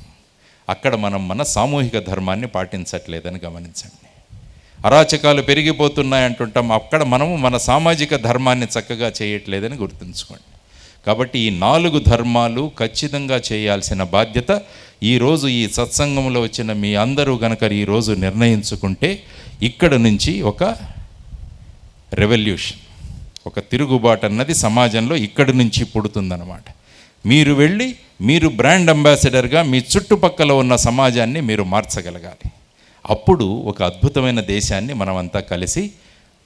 కాబట్టి 4 రోజులు వచ్చిన తర్వాత, వచ్చే ముందు, వెళ్ళిన తరువాత చూపిస్తుంటారు. ఒక మందు తీసుకున్న తర్వాత ఇలా సన్నగా ఉన్నతను, మందు తీసుకున్న తర్వాత అని 2 ఫోటోలు పెడుతుంటారు. కాబట్టి ఈ సత్సంగానికి వచ్చే ముందు మీరు, ఈ సత్సంగం నుంచి వెళ్ళిపోయేటప్పుడు మీరు, ఈ ఇద్దరిలో చాలా వ్యత్యాసం మీలో కనపడాలన్నమాట. అప్పుడే ఈ 4 రోజులు డాక్టర్ ప్రతాప్ గారు పడిన శ్రమకు అది నిజమైన తార్కాణం అవుతుందన్నమాట. కాబట్టి మనం అలాగే ఉండిపోతే ఏం లాభం? సినిమాలు చూస్తుంటారు చాలామంది, ఆ సినిమాలు చూసేంత వరకు కూడా ఇది చేసేయాలి, అది చేసేయాలి, పౌరుషం, సినిమా సీట్లు లాగేస్తుంటారు, ఇది పీకేస్తుంటారు. సినిమా బయటకు వచ్చిన తర్వాత మళ్ళీ మామూలే, సేమ్ టు సేమ్, ఏమీ చేంజ్ ఉండదు. కాబట్టి ఇక్కడ ఏదైతే నేర్చుకుంటున్నారో, ఇక్కడ ఏదైతే గొప్ప విషయాలు మీకు చెప్పబడుతున్నాయో వాటిని మళ్ళా ఒకసారి గుర్తు చేసుకొని మన ప్రవర్తనలో, మన పిల్లల పెంపకంలో మనం గనక మార్పులు తీసుకురాగలిగితే ఖచ్చితంగా దీని ప్రభావం మీ మీద ఉంది అని చెప్పేసి అనుకోవచ్చు. అందువల్ల నేను ముఖ్యంగా మీకు చేస్తున్నది ఏంటంటే, మన దగ్గర అద్భుతమైన సాహిత్యం ఉంది, మన దగ్గర గొప్ప గొప్ప పుస్తకాలు ఉన్నాయి. ఆ పుస్తకాలన్నీ కూడా మీ దగ్గర ఉండాలి. కాబట్టి నేను చేస్తున్న ఇంకొక సూచన ఏంటంటే, మీరు వచ్చే సంవత్సరం, ఐ థింక్ ప్రతి సంవత్సరం జరుగుతుంది సార్ ఇది కార్యక్రమం, వచ్చే సంవత్సరం ఈ కార్యక్రమానికి వచ్చేటప్పుడు ఎంతమంది మీరు మీ ఇంటిలో చిన్న చిన్న లైబ్రరీలు ఏర్పాటు చేసుకున్నారన్నది ఒక తార్కాణంగా పెట్టండి. బయట మీ కౌంటర్ రిజిస్ట్రేషన్ ఫామ్లో ఈ కాలం కూడా యాడ్ చేయండి. ఇంటిలో లైబ్రరీ ఉంది, అవును కాదు, ఎస్ ఆర్ నో. కాబట్టి వచ్చే సంవత్సరం మీ ప్రతి ఇంటిలో కూడా ఒక చిన్న లైబ్రరీ అన్నది ఉండాలి. పిల్లలకు ఆ లైబ్రరీ యొక్క ఉపయోగం కడవాలి. మీకు పిల్లలు ఏం చూసి పడుకుంటున్నారు ఇప్పుడు? క్రైమ్ పెట్రోల్ చూసి పడుకుంటున్నారు, సిఐడి చూసి పడుకుంటున్నారు. ఆ సిఐడి, క్రైమ్ పెట్రోల్, నేను ఒక స్కూల్కి వెళ్తే పిల్లల్ని అడిగాను, ఏం చూస్తున్నారు మీరు అంటే, ఇది చూస్తున్నా అంటే, ఇంటికి వెళ్ళి చూసా ఏముంటుంది ఇంట్లో అని. సిఐడి చూస్తే ఒక మనిషి ఇంకో మనిషిని చంపేస్తే సిఐడి వాళ్ళు 4-5 వస్తారు, వచ్చి ఆ కేసును పరిశోధిస్తారు, వాడిని అరెస్ట్ చేస్తారు. ఇది మన పిల్లలు చూసి నిద్రపోతున్నారు. ఆ నిద్రలో ఏం కళలు వస్తాయండి వాళ్ళకి? వాళ్ళు ఎవరినో చంపేసినట్టు, లేకుంటే వాళ్ళని ఎవరో చంపినట్టు. ఈ విధమైన కళలతో వాళ్లకు సరి అయిన నిద్ర లేకుండా సతమతమవుతున్నారు పిల్లలు. కాబట్టి మనం చేయాల్సిందేంటి? మన వ్యక్తి ధర్మం ఏంటి? పిల్లలు పడుకోబోయే ముందు ఒక బ్రహ్మాండమైన కథను చెప్పి పడుకోబెట్టండి. ధర్మవ్యాధిని కథ చెప్పండి. గొప్ప గొప్ప కథలు ఉన్నాయి మన దగ్గర. ఒక చిన్న 10 నిమిషాలు కనుక మీరు వాళ్ళతో టైం ఖర్చు చేయగలిగితే వాళ్ళు గొప్ప పిల్లలుగా రేపు వెలుగొందుతారు, హాయిగా నిద్రపోయి ఉదయం లేస్తారు. ఇది మనం చేయాల్సిన ధర్మం. కాబట్టి మీ అందరికీ సూచిస్తున్నది ఏంటంటే, ఇంటిలో లైబ్రరీలు ఏర్పాటు చేయండి, మంచి సాహిత్యాన్ని ఇంటికి తీసుకురండి, పిల్లలకు కూర్చోబెట్టి కథలు చెప్పండి. యశోద మాత గురించి మనం అంతా చదువుతాం, యశోద కృష్ణ అంటామా. కౌసల్య సుప్రజ రామ అంట. యశోద రామాయణం చెబుతోంది కృష్ణుడికి. చెబుతున్నప్పుడు దుష్టుడైన రావణుడు సీతను ఎత్తుకుపోయాడు అంటే కృష్ణుడు, చిన్న బాలకృష్ణుడు లేచి, బలరామ విల్లంబులు తీసుకో, మనం వెళ్ళి రావణుణ్ణి మనం హతమార్చాలి అంటాడు. అంటే దాని ప్రభావం ఏంటి? యశోదమాత ఆ విధంగా ఆ పిల్లవాడికి కథలు చెప్పి ఆ విషయాన్ని గుర్తుకు చేసి అతనిలో ఒక వీరత్వాన్ని ఆ అమ్మ రగిలించింది. అందుకనే ఇప్పటికి కూడా యశోదమాత గురించి మనం అందరం మాట్లాడుకుంటాం. అందువల్ల మీరందరూ చేయాల్సిన పని ఇదే. పిల్లలకు మంచి మంచి కథలు చెప్పడం, ధీరోదాత్తమైన వ్యక్తుల కథలు చెప్పడం, స్వామి వివేకానంద గురించి చెప్పడం, ఛత్రపతి శివాజీ మహారాజు గురించి చెప్పడం, ఇలాంటి కథలు చెప్పాలి. మనం 24 గంటలు ఈ సినిమాలు చూసి సినిమా కథలు వీటి గురించే మాటలు. ఇళ్లకు వెళ్ళండి, ఎక్కడైనా మొదట బాగున్నారా, రండి కూర్చోండి, సినిమా చూసారా మొదలు పెడతారు. సినిమా గురించి గంట సేపు మాట్లాడుకుంటారు, ఏమీ ఉపయోగం లేదు. అందువల్ల మన వ్యక్తి ధర్మం ఏమైతే ఉందో దాన్ని ఖచ్చితంగా చేయండి అంటాడు. అందువల్ల ఆ విధంగా యశోదమాత ఏ విధంగా వాళ్లకు కథలు చెప్పిందో ఆ విధంగా మీరు కూడా కథలు చెప్పి వాళ్లను ధీరోదాత్తులుగా తయారు చేయగలిగితే ఈ దేశంలో మళ్ళా ఆధ్యాత్మికత అన్నది బ్రహ్మాండమైన పీక్స్కి వెళుతుందని చెప్పడానికే నేను ఈరోజు రావడం జరిగిందనమాట. చాలామంది ఆనందంగా బ్రతకడానికి ఏం కావాలి అని ఒక టెస్ట్ పెడితే చాలామంది ఏమన్నారంటే, డబ్బు ఎవరి దగ్గర ఉంటుందో వాళ్ళు ఆనందంగా ఉంటారని చాలామంది అనుకుంటారు. డబ్బు ఎక్కువైతే ఆనందం ఉంటుంది అని చాలామంది అనుకుంటారు. కానీ డబ్బు ఎక్కువైతే ఆనందం అసలు ఉండదు. ఎప్పుడు ఇన్కమ్ ట్యాక్స్ వాళ్ళు వస్తారో, ఎప్పుడు ఈడీ వాళ్ళు వచ్చి రైడ్ చేస్తారో అని సరిగా నిద్ర కూడా పోరు. ఎవరు డాక్టర్ల దగ్గరికి వెళ్ళి నిద్ర మాత్రలు తెచ్చుకుంటుంటారు. కాబట్టి డబ్బు అన్నది ఎప్పుడు ఆనందం ఇవ్వదు అని గ్రహించుకోండి. కానీ ఇవాళ డబ్బు ముఖ్యం కాదు, మన ఇల్లు అన్నది చాలా ముఖ్యం అన్నది గమనించాలి.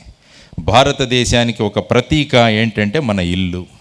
భారతదేశం ఎలా ఉండాలనుకుంటున్నారో మన ఇంటిని అలాగా ఉంచగలిగితే భారతదేశం ఆ విధంగా మారిపోతుంది. కాబట్టి ఎవరో వచ్చి మారుస్తారు, ఏదో ఒకటి చేస్తారు అనకుండా మన చేతిలో ఉన్న ఇంటిని మనం ఖచ్చితంగా పెట్టుకోగలిగితే, ఆ ఇంటి నుంచి గొప్ప వ్యక్తులను మనం సమాజానికి ఇవ్వగలిగితే ఎంత ఆనందంగా ఉంటుందో చూడండి. కాబట్టి ఇది మనం గ్రహించాల్సింది.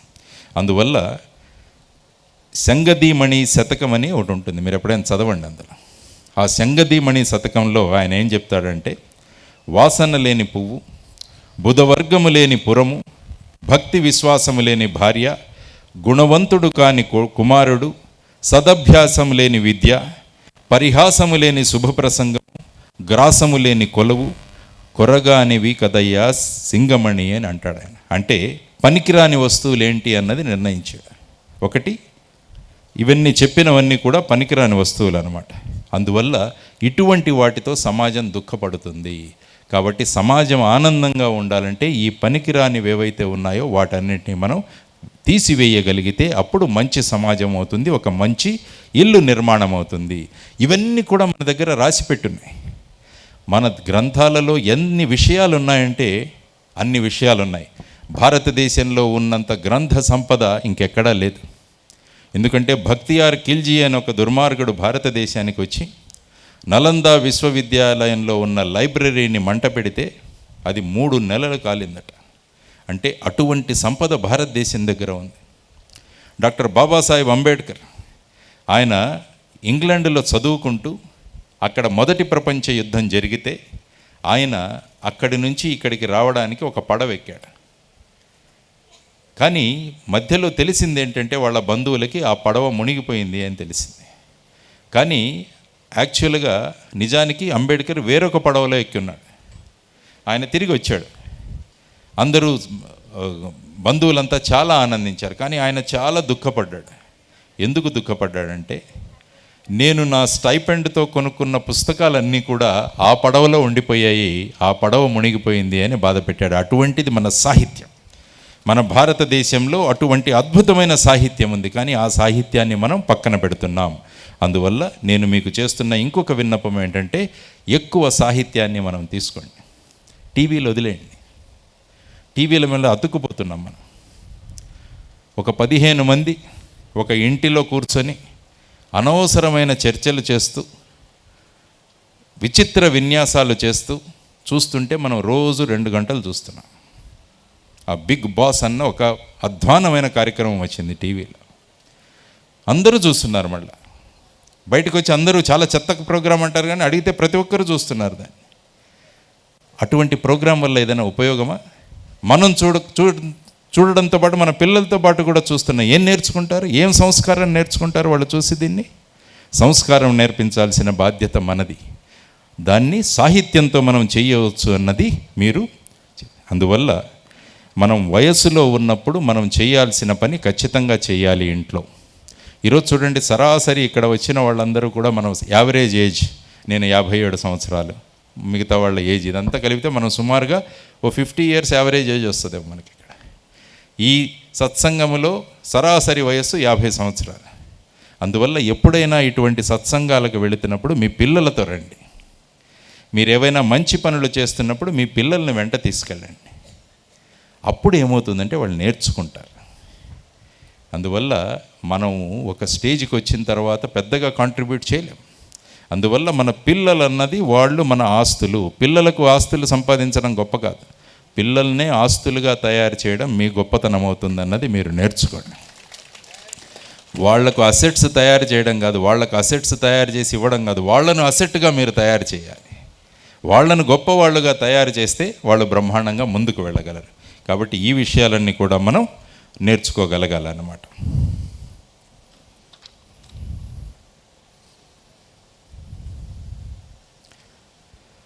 మన దేశ చరిత్ర కూడా ఒక్కసారి మాట్లాడుకుందాం.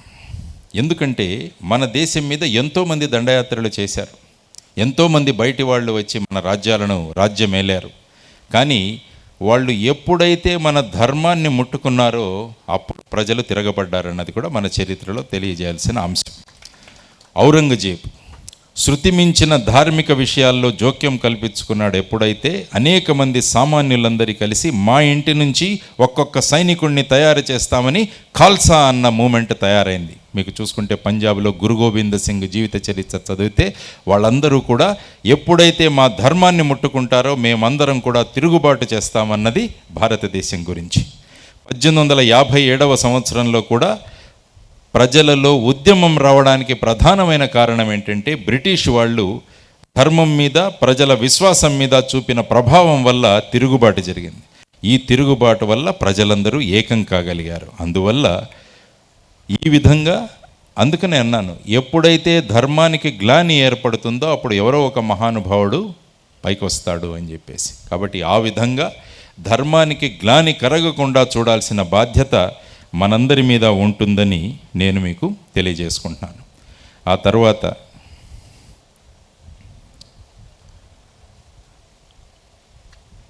ఛత్రపతి శివాజీ మహారాజ్, ఎందుకంటే నేను మహారాష్ట్రలో పనిచేశాను, 21 సంవత్సరాలు మహారాష్ట్రలో పనిచేశాను.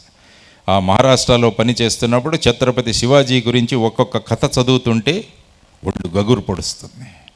అటువంటి గొప్ప చరిత్ర, అటువంటి వ్యక్తిని ఆ విధంగా తయారు చేయడానికి ప్రధానమైన కారణం తల్లి జిజియామాత. జిజియామాత చిన్నప్పుడు ఛత్రపతి శివాజీని కూర్చోబెట్టుకొని భారత రామాయణాలు చదివి ధర్మం అంటే ఏంటి, రాజధర్మం ఏంటి అన్నది చక్కగా నేర్పించడం వల్ల అతను గొప్ప రాజుగా ఎదిగాడు. అతనికి తగిన సమయంలో ఇచ్చిన అడ్వైజెస్ ఏవైతే ఉన్నాయో, సలహాలు ఏవైతే ఉన్నాయో అవి ఇచ్చింది సమర్థ రామదాసు. అదేవిధంగా తుగ్లక్ పరిపాలనలో కాకతీయ సామ్రాజ్యాన్ని మీరు తీసుకుంటే మొత్తం సర్వం నాశనమయ్యే ప్రమాదంలో ఉన్నప్పుడు సైనికులు ఇంకా సైన్యాన్ని వదిలేసి వెళ్ళిపోతున్న సమయంలో వారందరినీ ఆపి హైందవ సామ్రాజ్యాన్ని స్థాపించడానికి రాయల కుటుంబాలను నిద్రలేపిన వాళ్ళు విద్యారణ్య స్వామి. అందువల్ల ఇటువంటి విషయాలు చదువుదాం, మనం ఇటువంటి విషయాలు నేర్చుకుందాం. ఈ విధంగా మనం సమాజాన్ని ముందుకు తీసుకువెళ్ళాలని చెప్పి నేనంటా. కాబట్టి ఎప్పుడైనా ఒక ప్రమాదం సంభవిస్తుంటే గొప్ప గొప్ప వ్యక్తులు మన సమాజంలోకి వస్తారు అన్నది మనం నేర్చుకోవాలి. భగవంతుడు ప్రత్యక్షంగా రాకపోయినా కూడా ఈ ధార్మికులైన వ్యక్తుల ద్వారా ఆయా ప్రాంతాల్లో అత్యంత ప్రభావం చూపిస్తుంటాడు. కాబట్టి నేను చెప్పిన సమర్థ రామదాస్, విద్యారణ్య స్వామి, వీరందరూ కూడా ఆ కాలంలో వచ్చి ఆ సామ్రాజ్యాలను రక్షించిన వాళ్ళు అన్నమాట. అందువల్ల అటువంటి ప్రభావం చూపించిన వారు దక్షిణ దేశంలో, ఉత్తర దేశంలో చాలామంది కనిపిస్తారు. యోగి వేమన సమాజంలో ఉన్న కుళ్ళును తుడిచేశాడు. వేమన శతకం ఎంతమంది దగ్గర ఉందని ఆలోచించండి. వేమన పద్యాలు ఎంతమంది చదువుతున్నాం అన్నది ఒకసారి ఆలోచించండి. బద్దెన సుమతి శతకం బ్రహ్మాండంగా రాశాడు. ఒక్కొక్క పద్యం మన పిల్లలకు చదివి నేర్పించగలిగితే వాళ్ళు సమాజాన్ని అద్భుతంగా నేర్చుకోగలరు. కాబట్టి మన దగ్గర ఉండాల్సింది వేమన శతకం, మన దగ్గర ఉండాల్సింది సుమతి శతకం. ఆర్ఆర్ఆర్ డివిడి కాదు మన దగ్గర ఉండాల్సింది. మన దగ్గర ఉండాల్సింది సుమతి శతకం, మన దగ్గర ఉండాల్సింది వేమన శతకం. ఆలోచించండి. అదేవిధంగా పూర్వ రోజుల్లో చూస్తే మనకు భర్తృహరి సుభాషితాలు ఉన్నాయి. భర్తృహరి సుభాషితాలు ఇంట్లో ఉండాలి. అనేక మంది కవులు, పండితులు వీళ్ళందరూ కూడా గొప్ప సాహిత్యాన్ని తయారు చేశారు. అందుకనే వాళ్ళందరూ అన్నారు, ధర్మో రక్షితి రక్షతః అంటే ధర్మాన్ని నువ్వు రక్షిస్తే అది రక్షిస్తుంది.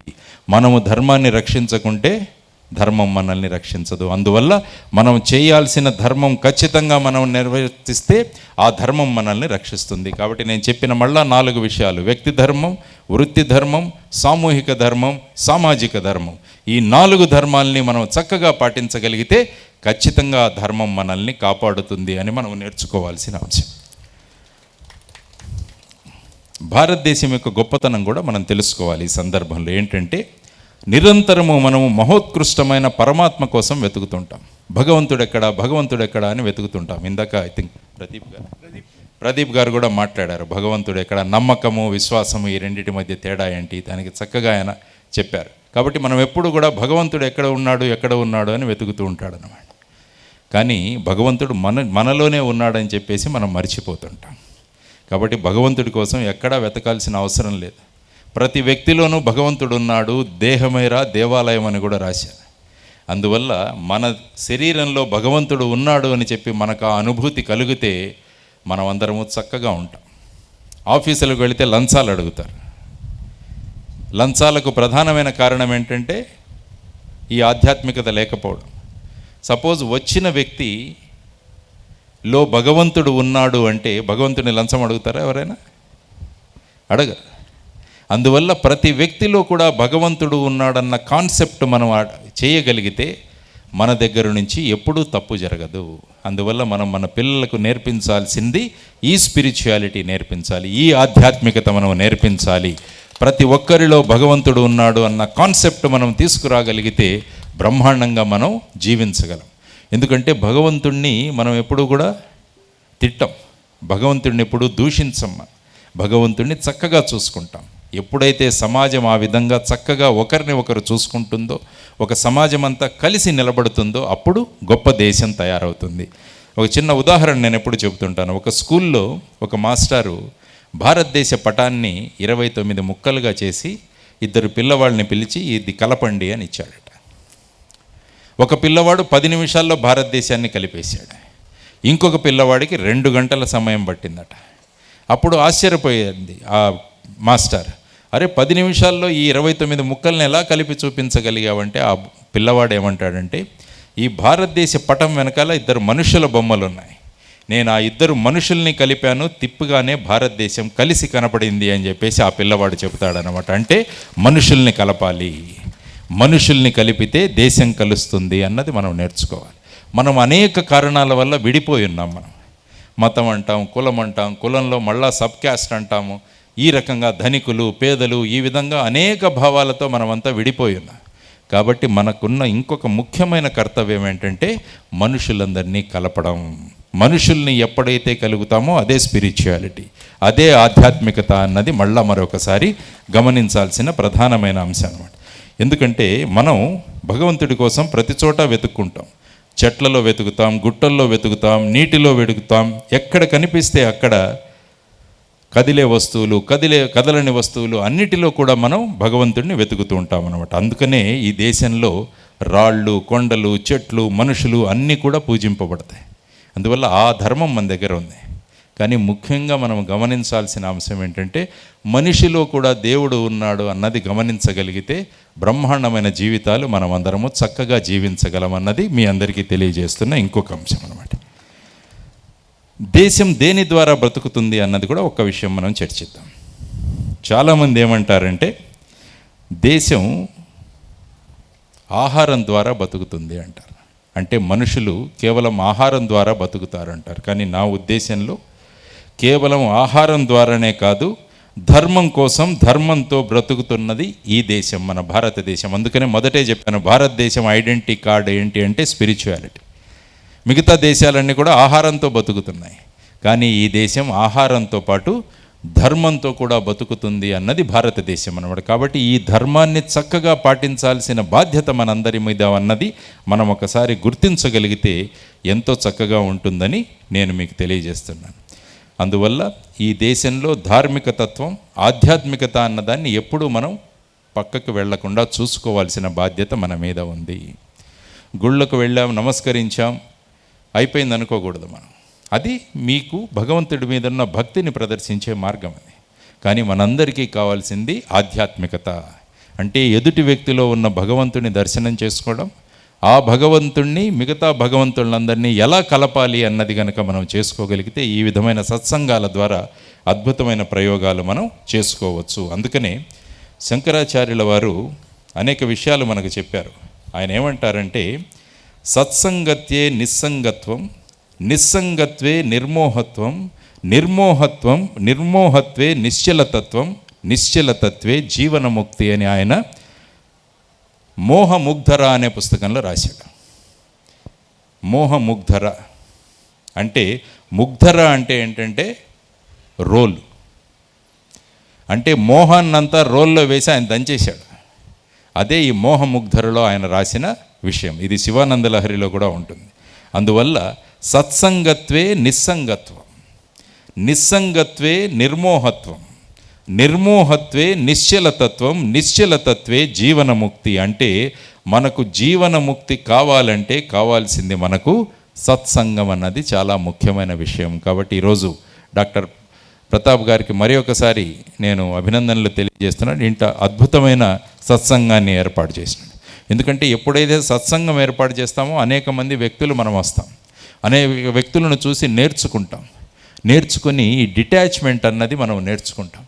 చాలామంది ఏమంటారంటే, ఒక పుస్తకం చదువుతున్నాను మొన్న, ఆ పుస్తకం పేరు రాబిన్ శర్మ అనే వ్యక్తి రాశాడు. ఆ పుస్తకం పేరు ఏంటంటే who will cry when you die, మీరు చనిపోయినప్పుడు ఎవరు ఏడుస్తారు అన్నది ఆ పుస్తకం పేరు. అబ్దుల్ కలాం గారు చనిపోయారు, దేశమంతా ఏడ్చింది. కాబట్టి మనం చనిపోయినప్పుడు ఎంతమంది ఏడుస్తారు అన్న దానికి, మనం బ్రతికున్నప్పుడు ఎంతమంది జీవితాల్లో ఆనందం నింపామన్న దానికి ఒక కొలమానము అని చెప్పేసి ఆ పుస్తకంలో రాస్తాడనమాట.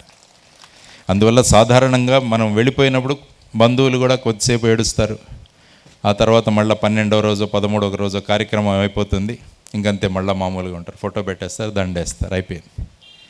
కానీ ఈ దండలు అందరి ఇళ్లలో ఉన్న ఫోటోలో మనకు వేయాలి అన్నది అందులో ఉన్న సంకల్పం అన్నమాట. ఎందుకంటే మనం పుట్టినప్పుడు చాలా ఆనందపడతారు మన కుటుంబం వాళ్ళు, అబ్బాయి పుట్టాడు, అమ్మాయి పుట్టిందని ఆనందాలు చేసుకుంటారు. అది పెద్ద కొలమానం కాదు. ఎందుకంటే కొత్త వ్యక్తి మన కుటుంబంలో వస్తున్నప్పుడు అందరికీ ఆనందంగా ఉంటుంది. కానీ వ్యక్తి వెళ్ళిపోయినప్పుడు ఎంతమంది కళ్ళల్లో అశ్రుధారలు నింపాడు, లేకుంటే కన్నీళ్లు నింపారన్నది ఆ వ్యక్తి జీవిస్తున్నప్పుడు ఏం చేశాడు అన్నది నాకు ప్రధానమైనది. కాబట్టి మనం అందరము నేర్చుకోవాల్సిన అంశం, వెళ్ళే లోపల కనీసం ఒక 10 మందిని మనం ఇన్ఫ్లుయెన్స్ చేసి వెళదాము అని నేర్చుకోండి. మన వల్ల కనీసం 10 మంది ప్రభావితం అవ్వాలి అని మనం అందరం కూడా నిర్ణయించుకున్న రోజున మన జీవితాలు బ్రహ్మాండంగా మారుతాయి. అది మనం నేర్చుకోవాల్సిన అంశం. అది కూడా మీకు చెప్పాల్సిన, ఎందుకంటే ఇక్కడ సత్సంగం జరుగుతుంది కాబట్టి. నేను ఇక్కడ ఉపన్యాసం చేయడానికి రాలేదు, అందరికీ తెలిసిన విషయాలే చెప్పడానికి నేను ఇక్కడికి వచ్చానన్నమాట. ఈ సత్సంగంలో పాల్గొనడానికి ఎందుకు వచ్చానంటే, నాలోని భావాలను వ్యక్తం చేసి మీలోని భావాలను తీసుకొని మీరు మేము కలిసి ఒక ఉత్తమమైన ఆలోచనలతో మళ్ళా సమాజాన్ని ఒక ఉత్తమ స్థితికి తీసుకువెళ్తామన్న ఉద్దేశంతో నేను రావడం జరిగిందనమాట. మీరు ఆ దిశగా ఆలోచిస్తున్నారని తెలిసారు నాకు. డాక్టర్ ప్రతాప్ గారు తెలిపారు, మాకొచ్చే సత్సంగంలోని సభ్యులంతా కూడా ఈ విధంగా ఆలోచిస్తారు అని. అందువల్ల ఇంత ఎండలున్నా కూడా మీలాంటి మహానుభావుల్ని కలవడానికి వచ్చే ఒక శ్రమ నేను తీసుకొని ఇక్కడికి వచ్చాను. ఎందుకంటే మంచి పనులు జరుగుతున్నప్పుడు చూసే అవకాశం చాలా తక్కువగా కలుగుతుంది. కాబట్టి ఇంతమంది మంచి మనసులతో, మంచి అభిప్రాయాలతో, మంచి చెయ్యాలన్న ఉద్దేశంతో మీరందరూ కలిశారు కాబట్టి మిమ్మల్ని అందరినీ దర్శనం చేసుకోవడానికి ఇంతమంది భగవంతులను ఒకసారి ద్వారకా తిరుమలలో దర్శనం చేసుకొని వచ్చాను భగవంతుడిని. ఆయనతో పాటు ఇంతమంది భగవంతుల్ని కలిసే అవకాశం కూడా ఆ మహానుభావుడు కల్పించాడనమాట. అది మనకు కావాల్సింది. కాబట్టి మనం ప్రతి ఒక్కరిలో దేవుణ్ణి చూసుకోగలిగితే, నేను సాధారణంగా మహారాష్ట్రలో పనిచేసేటప్పుడు ఒక్కొక్క రోజు నాకు 11 గంటలు 12 గంటలు అయిపోయేది ఇంట్లో. లాస్ట్ విజిటర్ని కూడా చూసి ఇంటికి వెళ్ళేవాడిని. ఎవరైనా నన్ను కలవడానికి వచ్చినప్పుడు అందరినీ కలిసిన తర్వాత నేను బయటికి వెళ్ళేవాడిని. చాలామంది నన్ను అడిగేవాళ్ళు, ఎందుకు సార్ అంత 11 గంటలు 12 గంటల వరకు కూర్చుంటారని. నా కోసం భగవంతుడు వచ్చాడు.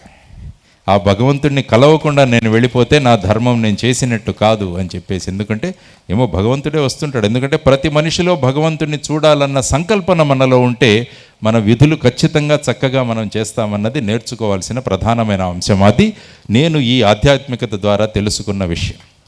అందువల్ల వృత్తి ధర్మం అన్నది చాలా ప్రధానమైనదని చెప్తాను నేను.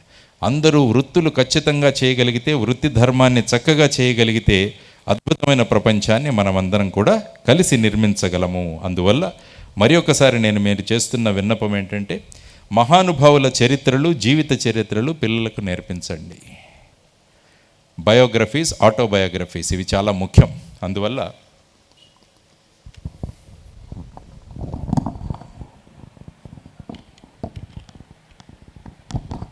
నేను చేస్తున్న ఇంకొక చిన్న విన్నపం ఏంటంటే, మన లైబ్రరీలో గొప్ప వ్యక్తుల చరిత్రలు, జీవిత చరిత్రలు మనం వెళ్ళండి, దాని గురించి చదువుదాం మనం. ఎందుకంటే పిల్లలు ఉత్తేజితులు అవుతారు గొప్ప వ్యక్తుల చరిత్రలు, జీవిత చరిత్రలు చదివి.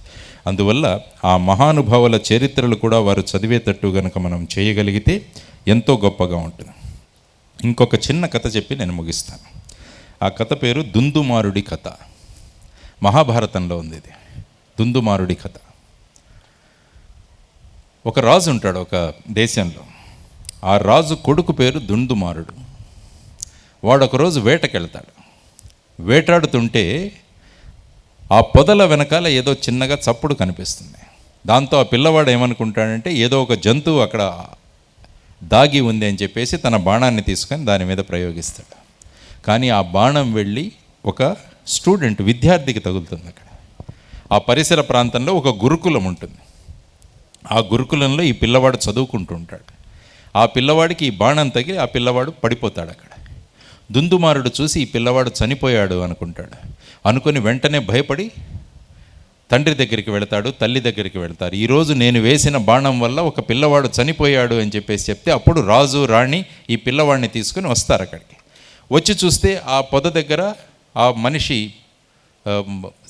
శరీరం కనపడదు. దాంతో ఏవో క్రూరముగాలు ఎత్తుకుపోయి ఉంటాయి.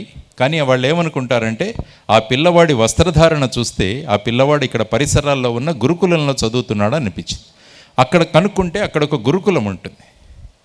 ఆ గురుకులానికి వెళ్ళి అడుగుతారు, మీ గురుకులంలో ఉన్న విద్యార్థి ఎవరైనా ఈరోజు రాలేదా, చనిపోయాడా అని. అప్పుడు ఆ గురువుగారి పేరు తార్షుడు, తార్ష మహాముని. తార్షుడు ఏమంటాడంటే, నా గురుకులంలో 40 మంది విద్యార్థులు ఉన్నారు. ఆ 40 మంది విద్యార్థుల్ని మీ ముందు ఉంచుతానని 40 మంది పిల్లల్ని పిలుస్తాడు. ఆ 40 మంది పిల్లలు నిలబడతారు. నిలబడినప్పుడు అప్పుడు ఈ దుందుమారుడు అంటాడు, ఈ పిల్లవాడే నా బాణం తగిలి చనిపోయినవాడు అని చెప్పేసి.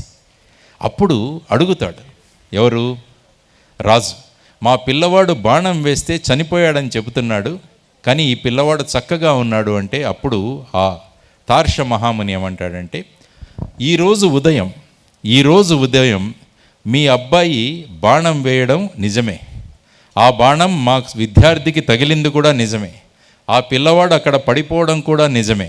కానీ మా ఆశ్రమంలో పిల్లలు 7 సూత్రాలు పాటిస్తారు కాబట్టి వాటికి ఎప్పుడు కూడా మృత్యువు సంభవించదు, అందుకనే 40 మంది పిల్లలు 40 మంది పిల్లలుగానే ఉన్నారు అంటాడు. అప్పుడు ఆ రాజు అడుగుతాడు, ఈ 7 సూత్రాలు ఏంటి, మాకు కొద్దిగా చెప్పొచ్చు కదా అని చెప్పేసి. అప్పుడు తార్ష మహాముని చెప్తాడు, మా పిల్లవాళ్ళు 7 నియమాలు పాటిస్తారు. మొదటిది, మా పిల్లవాళ్లలో అలసత్వం ఉండదు, ఎప్పుడు చేయాల్సిన పని అప్పుడు చేస్తారు. రెండవది, మా పిల్లవాళ్ళు ఎప్పుడు యాక్టివ్గా ఉంటారు, అంటే మన టైం టేబుల్ వేసుకొని దాని విధంగా వాళ్ళు ఉంటారు. మా ఆశ్రమానికి ఎవరైనా పెద్దవాళ్ళు వస్తే వెంటనే వాళ్లకు నమస్కరించి అతిథి సేవనం చేస్తారు. ఈరోజు చాలామంది ఇళ్లకు చూస్తాను, ఇళ్లకు వెళ్తే తల్లిదండ్రులు ఏం చెప్తారంటే, మా పిల్లవాళ్ళు ఎవరితో కలవరండి, మా పిల్లవాళ్ళకు పరీక్షలు ఉన్నాయండి, పిల్లవాళ్ళకి మళ్ళీ ఒక్కొక్కరికి ఒక రూము, ఆ రూములో ఒక కంప్యూటరు, ఆ పిల్లవాళ్ళందరి దగ్గర ఒక స్మార్ట్ ఫోను, ఇవన్నీ పెట్టేసి పిల్లవాళ్ళు ఎవరితో కలవడం లేదు. కానీ మా ఆశ్రమంలో ఎవరైనా వస్తే వెంటనే ఆ అతిథికి సేవనం చేసి మా పిల్లవాళ్ళు కలుస్తారు. 4వది, మా పిల్లవాళ్ళు ఎప్పుడు కూడా కొట్లాటలు కోరుకోరు, శాంతియుతంగా ఉంటారు. ఎప్పుడు కూడా సత్యం చెబుతారు మా పిల్లలు, సత్యవాక్పాలన. ఎప్పుడు కూడా శుభ్రంగా ఉంటారు మా పిల్లలు. మనసు శుభ్రంగా ఉంటుంది, శరీరాలు కూడా శుభ్రంగా ఉంటాయి. మా పిల్లలు బ్రహ్మచర్యాన్ని పాటిస్తారు, అంటే ఏం చేయాలో ఆ పని మాత్రమే చేస్తారు. కాబట్టి ఈ 7 సూత్రాలు మా పిల్లవాళ్ళు పాటిస్తారు. కాబట్టి మా పిల్లవాళ్ళకి ఎప్పుడు కూడా అకాల మరణం అన్నది సంభవించదు. ఇప్పుడు రోజు పేపర్లో చూస్తూ చూడండి, సెల్ ఫోన్ ఇవ్వలేదు, పిల్లవాడి ఆత్మహత్య. మొబైల్ గేమ్స్ ఆడనివ్వలేదు, పిల్లవాళ్ళు చనిపోతున్నారు. లవ్ ఫెయిల్యూర్స్, చిన్న చిన్న పిల్లలు 15 సంవత్సరాలు 16 సంవత్సరాల పిల్లలు వెళ్ళి ట్రైన్ కింద పడి చనిపోతున్నారు. ఇవన్నీ కూడా అకాల మరణాలు, ఇవన్నీ కూడా అకాల మృత్యువులు. కాబట్టి మన జీవితాల్లో కూడా అకాల మృత్యువులు లేకుంటే ఏ విధంగా దుందుమారుడి కథలో ఆ 7 సూత్రాలు పాటించారో ఆ 7 సూత్రాలు మన పిల్లలు కూడా పాటించగలిగితే చక్కగా 120 సంవత్సరాలు జీవిస్తారు పిల్లలు. మీరు అడగచ్చు, మీరు 120 సంవత్సరాలన్న, మామూలుగా 100 సంవత్సరాలే కదా అంటారు. మనిషి 120 సంవత్సరాలు జీవించడానికి పుట్టాడు. అందుకనే 60 సంవత్సరాలు నిండిన తర్వాతే షష్ఠి పూర్తి చేస్తాం, 50 సంవత్సరాలు నిండిన తర్వాత చేయం పెద్ద. అందుకంటే ఒక పార్ట్ అయిపోయింది మీకు, 1 రోల్. ఇంకొక 60 సంవత్సరాలు మీరు జీవించాలని 120 సంవత్సరాలు జీవించాల్సిన పిల్లలు 15 సంవత్సరాలకి 16 సంవత్సరాలకి చనిపోతున్నారంటే దానికి ప్రధానమైన కారణం ఈ 7 నియమాలు పాటించట్లేదు. ఈ 7 నియమాలు ఎక్కడున్నాయి? RRRలో ఉండవు, పుష్పలో ఉండవు. ఎక్కడుంటాయి? భారతంలో ఉంటాయి. కాబట్టి ఆ భారతాన్ని తీసి చదవాల్సిన బాధ్యత మన అందరి మీద ఉందని చెప్పి మీ అందరికీ ఈ సందర్భంగా తెలియజేస్తున్నాను అనమాట. ఇలాంటివి 100 కొద్ది కథలు ఉన్నాయి అందులో. ఆ కథలు తీయండి, చదవండి, పిల్లలలో ఈ గుణగణాలను పెంపొందించండి. ఇంటికి ఎవరైనా అతిథులు వస్తే వాళ్లకు పిల్లలను వెళ్ళి పరిచయం చేయండి, పిల్లలకు వాళ్లకు సపర్యలు చేయించండి. ఎంత చక్కగా ఉంటుంది ఆ పిల్లలు. ఆ విధంగా చేయాల్సిన బాధ్యత మనది. కాబట్టి సమాజం చెడిపోతుంది అంటే కాదు, మనం చేయాల్సిన కర్తవ్యం మనం చక్కగా చేయట్లేదు కాబట్టి సమాజం చెడిపోతుందని మనం ఎప్పుడైతే అనుకుంటామో ముందు మనల్ని మనం ఉద్ధరించుకోవాలి. అందుకనే భగవద్గీతలో అంటారు, ఉద్ధరాత్మానాం అంటాడు. అంటే మనల్ని మనం ఉద్ధరించుకోవాలి, అప్పుడు సమాజం ఉద్ధరించబడుతుంది అని చెప్పేసి. కాబట్టి ఈ సత్సంగంలో మనం నేర్చుకోవాల్సిన ఇంకొక ముఖ్యమైన విషయం ఏంటంటే, మనల్ని మనం ఉద్ధరించుకోవాలి, మన భూమిక ఎంతో చక్కగా ఉండాలి. మోహన్ దాస్ కరమ్చంద్ గాంధీ చిన్నతనంలో వాళ్ళ నాన్నగారు శ్రవణ కుమారుడి కథ చెప్పి టేబుల్ మీద పెట్టాడు. మహాత్మా గాంధీ అంటే పిల్లవాడు మోహన్ దాస్ కరమ్చంద్ గాంధీ ఆ పుస్తకం చదివి తల్లిదండ్రులను గౌరవించాలి, వాళ్లకు సేవలు చేయాలని చిన్నతనంలో నేర్చుకున్నాడు. వాళ్ళ నాన్నగారు ఆ పిల్లవాడిని సత్యహరిశ్చంద్ర నాటకం చూడడానికి తీసుకెళ్ళాడు. కాబట్టి మోహన్ దాస్ కరమ్చంద్ గాంధీ నిర్ణయించుకున్నాడు, జీవితంలో ఎప్పుడూ అబద్ధం చెప్పకూడదు అని. వాళ్ళ నాన్నగారు కూర్చోబెట్టి బిగ్ బాస్ చూపించలా, వాళ్ళ నాన్నగారు వాళ్ళ అమ్మ కూర్చొని పుష్ప సినిమాకి తీసుకెళ్ళా. వాళ్ళు శ్రవణ కుమారుడి కథ తెచ్చారు, ఆ తర్వాత సత్యహరిశ్చంద్రకు తీసుకువెళ్ళారు. ఇవన్నీ కూడా మన దగ్గర ఇంకా ఉన్నాయి, కానీ మనం వాటిని పట్టించుకోవట్లా. అందువల్ల ఈ విధంగా సమాజం తయారవుతుందని మనమే మళ్ళా వాపోతున్నాం. అందుకనే అన్నాను, సమాజం అంటే వేరేది ఏది కాదు, మన ఇంటిలోని పిల్లలే మన సమాజం. సమాజం బాగుండాలంటే మన ఇల్లు బాగుండాలని ఎప్పుడైతే నిర్ణయించుకుంటామో అప్పుడు అద్భుతమైన సమాజం మనం అందరం కలిసి తయారు చేయగలము అన్నది. అందువల్ల స్వామి వివేకానందుల వారు ఏ విధంగా చెప్పారో ఇందాక అన్నారు త్రిమూర్తి గారు, arise awake stop not till your goal is reached. ఆయన రైజ్ అనలా, వేకప్ అనలా, అరైజ్ అన్నాడు. అవేక్ అన్నాడు అంటే నిన్ను నువ్వే లేపుకోవాలి, మేల్కొల్పుకోవాలి, వేరే వాళ్ళు వచ్చి మేల్కొల్పాలి. ఆయన ఎప్పుడైతే మనల్ని మనం మేల్కొల్పుకుంటామో అప్పుడు బ్రహ్మాండమైన భవిష్యత్తు ఉంటుందని చెప్పేసి స్వామి వివేకానందుల వారు మనకు చెప్పారనమాట. అది కాబట్టి ఎవరో వస్తారు, ఎవరో మనల్ని మేల్కొల్పుతారు అనుకోకుండా నేను మేల్కొంటాను, నేను జాగరూకత స్థితిలో ఉంటాను. ఈ జాగరూక స్థితిలో నేను సమాజాన్ని బ్రహ్మాండంగా తయారు చేస్తాను, నా 4 ధర్మాలను చక్కగా పాటిస్తానని మీరంతా అనుకున్న రోజున బ్రహ్మాండమైన సమాజం తయారవుతుంది. వ్యక్తి ధర్మం, వృత్తి ధర్మం, సామూహిక ధర్మం, సామాజిక ధర్మం, ఈ 4 ధర్మాలు మనం ఖచ్చితంగా చేయగలిగితే బ్రహ్మాండమైన విజయం సాధిస్తుంది. కాబట్టి ఇప్పుడు ప్రపంచాన్ని అసతుమా సద్గమయ, అసత్తు నుంచి సత్తులోకి తీసుకురావాలి. ఏదో తెలియని ప్రపంచం నుంచి నిజమైన ప్రపంచంలోకి తీసుకురావాలి. పిల్లలంతా వర్చువల్ వరల్డ్లో ఉంటున్నారు. ఫేస్బుక్, వాట్సాప్, టిక్టాక్, ఇన్స్టాగ్రామ్ ఇవన్నీ కూడా కృత్రిమ ప్రపంచాలు. ఇవన్నీ ఎవరో సృష్టించిన ప్రపంచాలు. కానీ కుటుంబం అనే బ్రహ్మాండమైన ప్రపంచం మన దగ్గర ఉంది. కాబట్టి ఈ కృత్రిమ ప్రపంచం నుంచి మన ప్రపంచాన్ని వాళ్ళు తీసుకురాగలగాలి. అది మన బాధ్యత. తమసోమ జ్యోతిర్గమయ, అంధకారం నుంచి వెలుగులోకి తీసుకురాగలగాలి వాళ్ళని. మృత్యోర్మ అమృతంగమయ అంటే మనం వెళ్ళిపోయిన తర్వాత కూడా సమాజం మనల్ని గుర్తించుకునే విధంగా మన జీవితాలు ముందుకు నడవాలి అని మనం అనుకున్న రోజున బ్రహ్మాండమైన విజయాలు మనమంతా కలిసి సాధించగలము అని చెప్పడానికి ఈరోజు నేను రావడం జరిగింది. మామిడి టెంకను భూమిలో నాటితే చెట్టు వస్తుంది, మామిడి టెంకను పాతరేస్తే రాదు. కాబట్టి మనం చేయాల్సింది మామిడి టెంకలను నాటాలి. దానివల్ల వచ్చే మీ పిల్లలు రేపు సమాజానికి ఉపయోగపడే వాళ్ళుగా తయారవుతారన్నమాట. ఎందుకంటే ఎవరో నాటిన మామిడి చెట్లు, ఎవరో నాటిన చెట్ల కింద మనం కూర్చొని ఆనందంగా ఉంటున్నాం. అదేవిధంగా మనం నాటిన టెంకలు, మనం నాటిన పిల్లలు ఎవరైతే ఉన్నారో వారు మహా గొప్ప వ్యక్తులుగా ఎదిగితే వారి ఛత్రఛాయలో ఎంతోమంది సేద తీరుతారు. కాబట్టి అటువంటి మామిడి టెంకలను నాటాల్సిన బాధ్యత తల్లిదండ్రులుగా మన మీద ఉంది అని మనందరం కూడా గుర్తించుకుంటూ ఆ విధమైన జీవితాన్ని మనం ముందుకు నడుపుకుంటూ సర్వే భవంతు సుఖినః, సర్వే సంతు నిరామయ, సర్వే భద్రాణి పశ్చింతు, మా కశ్చిత్ దుఃఖ భాగ భవేత్. ఇది భారతదేశం. ఎవరికి కూడా దుఃఖాలు ఉండకూడదు, ఎవరికి కూడా రోగాలు ఉండకూడదు, అందరూ ఆనందంగా ఉండాలని కోరుకునేది భారతదేశం. కాబట్టి అటువంటి ఆలోచనలతో మనమంతా ఈ సత్సంగంలో నిర్ణయించుకుందాం. అటువంటి సమాజాన్ని మనమందరం కలిసి నిర్మిద్దామని నిర్ణయించుకుంటూ ఈరోజు మీ అందరితో మాట్లాడే అవకాశాన్ని నాకు కల్పించినందుకు డాక్టర్ ప్రతాప్ గారికి, సాంబశివరావు గారికి, త్రిమూర్తి గారికి, మీ అందరికీ కూడా కృతజ్ఞతలు తెలియజేస్తూ నాకున్న కొన్ని ఆలోచనలు మీ ముందు ఉంచడానికి ప్రయత్నం చేశాను. నా మొత్తం ప్రసంగం కూడా ఇంటి చుట్టే తిరిగింది. అందుకనే దేశానికి ప్రతీక మన ఇల్లు. కాబట్టి మన ఇంటిని చక్కగా ఉంచుకోగలిగితే దేశం బ్రహ్మాండంగా ఉంటుంది. అందువల్ల ఈ 4 ధర్మాలు నేను ఏవైతే చెప్పానో, వ్యక్తి ధర్మం, వృత్తి ధర్మం, సామూహిక ధర్మం, సామాజిక ధర్మం, ఆ దుందుమారుడి కర్తలోని 7 విషయాలు, వాటిని అనుసరిస్తూ కనుక మనం ముందుకు వెళ్ళగలిగితే ధర్మవ్యాధుడు ఏ విధంగా, కౌశిక మహాముని తనకున్న తపశ్శక్తి కూడా ధర్మం ఎవరైతే ఆచరిస్తారో ఆ ధర్మానికి ముందు వాళ్ళు కూడా తలవగ్గాల్సిందే అని చెప్పి ధర్మవ్యాధుడి కథ మనం తెలుసుకున్నాం. అనేక విషయాలు నేను చెప్పే ప్రయత్నం చేశాను. కాబట్టి మనం అందరం కూడా ఆ దిశగా ఆలోచిస్తూ మన ఇళ్లలో చిన్న చిన్న లైబ్రరీలు పెట్టుకుంటూ ఒకరినొకరు కలిసినప్పుడు స్వీట్లు తీసుకువెళ్ళడం, బొకేలు తీసుకువెళ్ళడం మానేసి పుస్తకాలు తీసుకువెళ్ళడం మొదలు పెడతాం. చిన్న చిన్న 5 రూపాయలు 10 రూపాయలకు బ్రహ్మాండమైన పుస్తకాలు వస్తాయి. మన సమయాన్ని పిల్లలతో వెచ్చిస్తాం. రోజుకు కనీసం ఒకసారి అందరం కలిసి భోంచేద్దాం ఇంట్లో. అది కూడా ఒక నిర్ణయం తీసుకోండి. ఎందుకంటే అందరం కలిసి భోంచేసినప్పుడు ఈ సామూహికత వస్తుంది. పండగలప్పుడు కూడా మన పిండి వంటలు మన ఇంట్లోనే మనం తయారు చేసుకుందాం. స్వగృహ స్వీట్స్ నుంచి తెచ్చుకోకూడదు. స్వగృహ స్వీట్ మీ ఇంట్లో ఉన్న స్వీట్లలాగే ఉంటాయంటారు, కానీ ఇంటిలో చేసే స్వీట్ ఇంటి స్వీటే. కాబట్టి పిల్లల్ని కూర్చోబెట్టండి. మేము చిన్నతనం రుబ్బేవాళ్ళం ఇవి తయారు చేసుకోవడానికి, అన్నీ మా వంటలు మేమే చేసుకునేవాళ్ళం ఇంట్లో.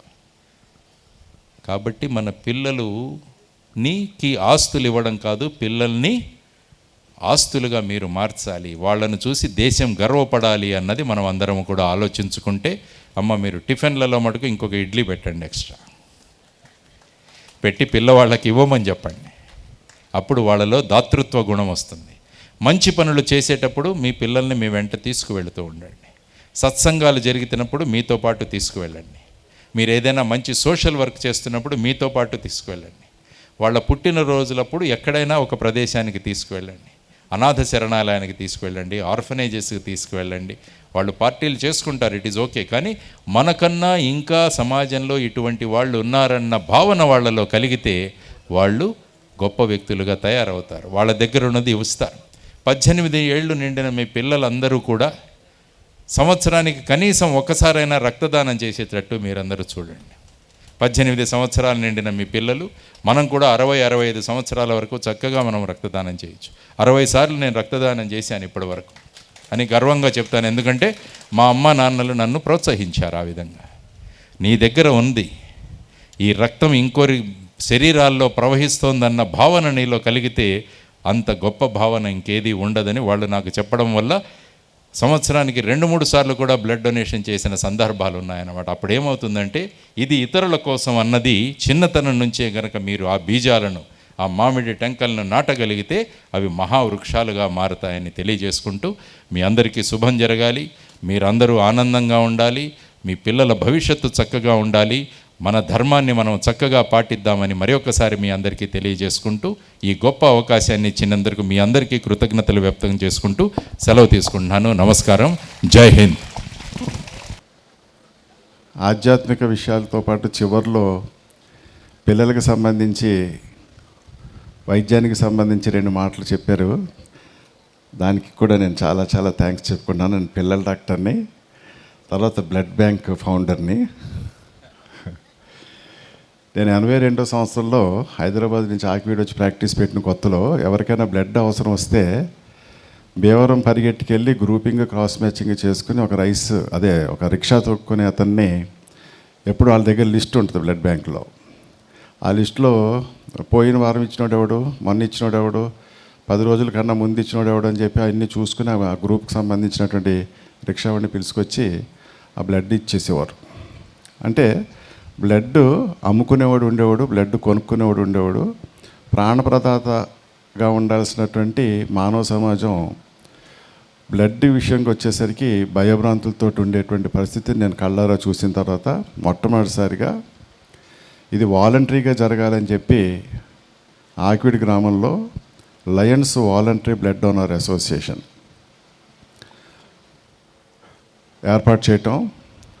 ఆ రకంగా ఫ్యామిలీ మెంబర్స్ బ్లడ్ ఇవ్వాలి, వాళ్ళు బ్లడ్ గ్రూప్ ఒకవేళ సూట్ అవ్వకపోతే వాళ్ళు నా సంఘంలో సభ్యులు అవ్వాలి, నా సంఘంలో సభ్యులు వచ్చి వారి అవసరం తీర్చాలి. తర్వాత అదే గ్రూపు అవసరం వచ్చిన వ్యక్తి వచ్చినప్పుడు ఇతను వచ్చి బాకీ తీర్చేయాలి. సో మ్యూచువల్గా మొత్తం లిస్ట్ అంతా నా దగ్గర ఉండేది. ఎప్పుడు ఎవరికి అవసరం వచ్చినా ఈ వాలంటరీ డోనర్స్ తోటే అవసరం తీరిపోయేది. ఆ రకంగా ఈ యొక్క ప్రొఫెషనల్ డోనర్స్ దగ్గర నుంచి వాలంటరీ డోనర్స్ అనేటువంటి వ్యవస్థని మనం ఏర్పాటు చేసుకోవడం జరిగింది. అది నిరంతరం కొనసాగి తీరాలి. ఎందుకంటే బ్లడ్ కంపెనీల్లో తయారయ్యేది కాదు. బ్లడ్ ఇస్తే నీరసపడిపోతానే అని అనుకుంటే కనుక బిడ్డకి ఏడ్చినప్పుడు పాలిస్తే తల్లి నీరసపడిపోతానేమో అనుకుంటే ఎలా ఉంటుందో అలాగే ఉంటుంది. ఏ ఆహారం తీసుకుంటే రక్తం తయారవుతుందో, ఏ రక్తంలోంచి తల్లి స్థానంలో పాలు తయారవుతుందో అదే ఆహారం రోజు తీసుకున్నప్పుడు అది నీరసానికి ఎందుకు దారితీస్తుందని ఒక చిన్న కామన్ సెన్స్ తోటి ఆలోచిస్తే ఆయన సంవత్సరానికి 3 సార్లు ఇచ్చినట్టుగా మనందరం కూడా ఇవ్వగలం. ఎంతోమంది అలా చేస్తూనే ఉన్నారు. అదొక చాలా ఒక వైద్యుడిగా ఈ సందర్భంగా మీ దృష్టికి తీసుకొచ్చాను. మరొకటి ముఖ్యమైన విషయం, ఈ యొక్క సమాజంలో ఇప్పుడు ఉన్నటువంటి పరిస్థితుల్లో పిల్లలకి సంబంధించి ఒక మహా పెద్ద దారుణం జరుగుతుంది పిల్లల పెంపక విషయంలో. 40 సంవత్సరాల నుంచి పిల్లల వైద్యంలో ఉన్నటువంటి నేను మొదటి 10-15 సంవత్సరాల్లో స్కూల్ నుంచి బిడ్డ వస్తే నీకోసం ఇది చేశాను తినరా అనేటువంటి తల్లులు ఉండేవారు. ఆ రకంగా ఒక క్రమశిక్షణ ఉండేది ఆహార విషయంలో. ఫుడ్ కమర్షియల్ ఐటెం అయిపోయింది. కమర్షియలిజంలో అదేదో బయట ఆహారం తీసుకోవటం ఒక వినూత్న ప్రక్రియ కింద, ఒక హోదా కింద, ఒక నాగరికత కింద భావిస్తూ ఇంటికి వచ్చిన పిల్లవాడు ఏడిస్తే ఇక్కడ సెల్ ఫోన్ ఉంటుంది, అక్కడ జేబులో కూడా బజార్లోని హస్బెండ్ కూడా సెల్ ఫోన్ ఉంటుంది. అబ్బాయి ఏడుస్తున్నాడు, వచ్చేప్పుడు ఏమైనా పట్టరండి. మనం ఏం చేస్తాం ఇక్కడ? దీనివల్ల ఆ యొక్క ఆహార పదార్థాన్ని పిల్లలకి నచ్చే విధంగా తయారు చేసే క్రమంలో మహా దారుణం జరుగుతుంది. యావత్ ప్రపంచం నిషేధించినటువంటి మోనోసోడియం గ్లూటామేట్, మీరందరూ పిలిచే అజీనామోటో, టేస్టింగ్ సాల్ట్. మానవుడు తీసుకోవాల్సిన పదార్థం కాదు. ప్రపంచ దేశాలన్నీ బ్యాన్ చేసినటువంటిది ఈ దేశంలో దారుణంగా ఇంకా అమ్ముడవుతుంది. ఏ ఫంక్షన్కి వెళ్ళినా అది ఉంటుంది. అందుకు ఇండియాలో లాస్ట్ 20 years నుంచి 95% ఆఫ్ ది ఇండియన్స్లో, ఇతర దేశాల్లో కూడా ఉండొచ్చు, అక్కడ కూడా కొద్ది ఇటువంటి ఫుడ్ హ్యాబిట్స్ ఉన్నాయి కాబట్టి, మన ఇండియాలో ఎప్పుడూ లేనిది మొట్టమొదటిసారిగా లాస్ట్ 20 years నుంచి మీరందరూ ఎవరు బ్లడ్ టెస్ట్ చేసుకున్నా B12, D3 ఉండట్లేదు. ఆ విటమిన్లు లేనటువంటి విద్యార్థి క్లాస్ రూమ్లోకి వెళ్ళాక 30 నిమిషాల నుంచి 45 నిమిషాలు ఉండేటువంటి పాఠాన్ని 2 నిమిషాలు మించి వినట్లేదు. ఆ ఏకాగ్రత ఉండట్లేదు.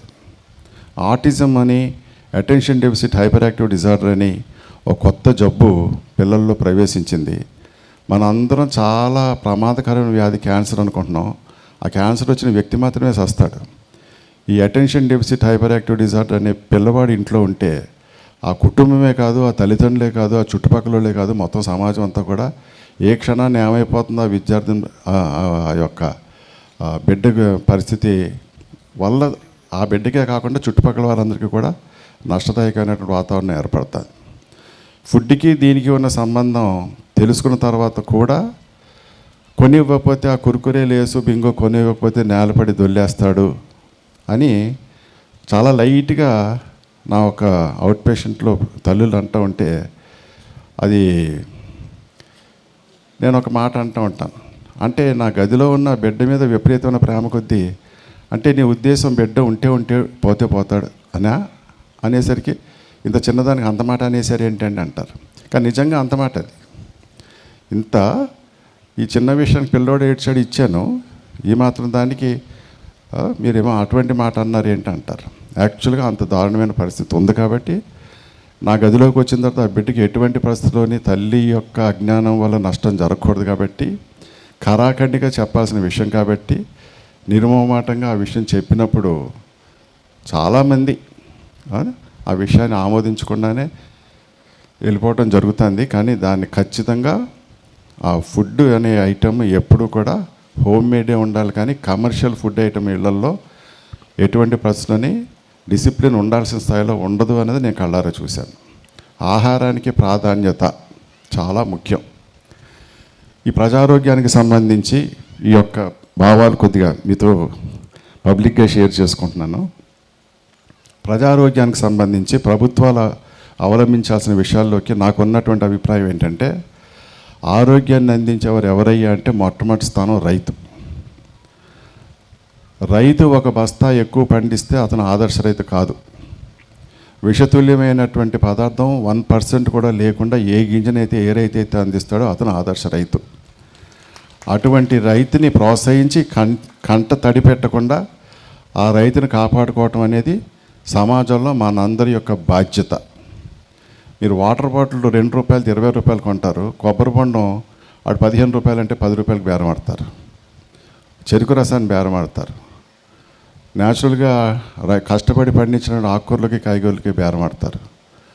ఆ చాక్లెట్లు, బిస్కెట్లు, ఆ క్యాడ్బరీలు, ఆ వాటర్ బాటిల్, కూల్ డ్రింక్స్ సీసాలకి అది 50 అడిగితే ఒక్కోసారి 60 ఇచ్చినా గొప్పగా ఫీల్ అవుతాం. అక్కడ ఆరోగ్యం చెడిపోతుంది, ప్రతి రూపాయి ఇతర దేశాలకు వెళ్ళిపోతుంది.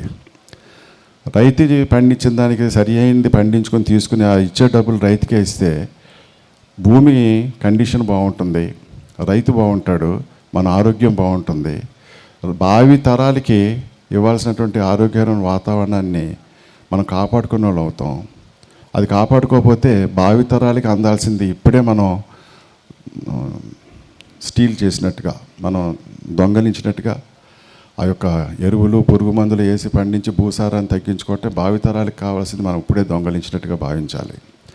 ఎటువంటి పరిస్థితుల్లోని వ్యవసాయ పద్ధతులు మారితీరాలి. ఈ యొక్క సభ ప్రారంభంలో నేను విన్న మాట, ఆర్గానిక్ ఫార్మింగ్, రైతుల్ని ప్రోత్సహించి జేడి లక్ష్మీనారాయణ గారు చేస్తున్నటువంటి కృషి, అందరూ కూడా దాని మీద దృష్టి సారించి ఆ రకంగా మనం ఇప్పుడు 20 రూపాయలకో 30 రూపాయలకో అనుకుంటున్నాం.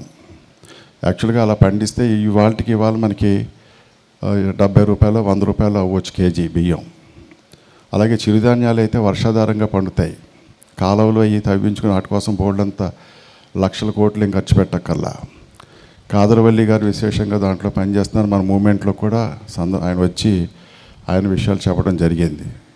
ఆహార విషయంలో ఆధ్యాత్మికంగా ఉన్నాం కాబట్టి నేను చెప్పేది ఏంటంటే, మనం ఎప్పుడు మొదటి నుంచి నేను విన్నది మెడిటేషన్ అండ్ వెజిటేరియనిజం. ఈరోజు ఇవన్నీ చూసిన తర్వాత నాలో కలిగినటువంటి భావన ఏంటంటే మెడిటేషన్ అండ్ ఆర్గానిక్ వెజిటేరియనిజం. పురుగు మందులు ఎరువులు లేకుండా పండించినటువంటి అటువంటి గింజనే మనం తీసుకోవాలి. ఈ ఒక పక్కన ఇప్పుడు ఉన్నటువంటి పరిస్థితులు చూస్తూ ఉండగా సీతాయనం అనే పుస్తకం చదివాను నేను. మనందరికీ తెలుసు కదా, తెలుగులోకి అనువాదం చేసిన పుస్తకం. సీత ప్రకృతితోటి మమేకమయ్యి ఎలాగైతే ప్రకృతి మాతని తన్మయత్వంలో అడవుల్లో గడిపడం సన్నివేశాల పుస్తకంలో చాలా చక్కగా రాశారు. అటువంటి పరిస్థితి ఈ భూమాతను కాపాడుకునే రకంగా ఒక వాతావరణం రైతు ఏదైతే ఎప్పుడు మనసుల్లో ఉంటుందో దాన్ని చిన్న చూపు చూడకుండా ఆ రైతుతో మనం కూడా మమేకమయ్యి ఈ భూమాతని కాపాడుకుంటేనే మన మనుగడ, రాబోయే తరాల మనుగడ సవ్యంగా ఉంటుందని చెప్పి, అది కూడా ఆధ్యాత్మికంలో భాగమే అని చెప్పి మనం గ్రహించాలి. నాకు చాలా చాలా ఇష్టమైనది ఏంటంటే 2019లో చెన్నైలో నవంబర్ 11ని పత్రిసారి యొక్క బర్త్డేలో అక్కడ డయాస్ మీద స్పిరిచువల్ ఫార్మింగ్ ఈజ్ ఆ ఫ్యూచర్ అని ఉంది. ఆ రోజే నవంబర్ 11ని వరల్డ్ మెడిటేషన్ డే అని కూడా ప్రకటించడం జరిగింది. నవంబర్ 11ని ఎప్పుడు కూడా all over the world society సభ్యులందరూ గుర్తుంచుకోవాల్సింది ఏంటంటే, వెంటనే గుర్తుకు రావాల్సింది పత్రిసారి బర్త్డే అని కన్నా ముందు గుర్తుకు రావాల్సింది పత్రిసారి మనకు అందించినటువంటి మార్గం మెడిటేషన్. అది వరల్డ్ మెడిటేషన్ డేగా మనం ఆ యొక్క కార్యక్రమాలు నిర్వహించుకుంటూ ఆ డేకి యొక్క ప్రాధాన్యత తెలుపుకునే క్రమంలో పత్రిసారిని మనస్ఫూర్తిగా మనం కృతజ్ఞతలు చెప్పుకుంటూ ఆ వరల్డ్ మెడిటేషన్ డే ఆ రోజు ఈ రెండు విషయాలు నేను చూసిన తర్వాత స్పిరిచువాలిటీలో ఇవి కూడా బాగా భాగమని, మెడిటేటర్స్ అందరూ కూడా దీని మీద దృష్టి పెట్టాలని, ఈ స్పిరిచువల్ సైన్స్లో అంతర్లీనంగా వీటిని కూడా ఆర్గానిక్ ఫార్మింగ్ కూడా ఒక భాగంగా తీసుకుని దాన్ని ప్రోత్సహించేది తీసుకోవాలని ఒక ఆలోచనలో ఉన్నాను. మరి ఇవాళ ఈయన మాటలను బట్టి అటువంటి ప్రయత్నాలు జరుగుతున్నటువంటి రైతులందరినీ కూడా సంఘటితపరుచుకొని అది త్వరితగతిని ఎదురికి వెళ్ళాలని చెప్పి మనస్ఫూర్తిగా కోరుకుంటున్నాను. మరి ఈరోజు ఎలా ఉంది మనందరం?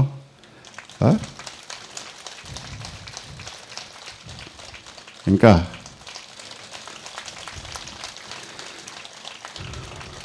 పత్రిసారు ఎప్పుడు కూడా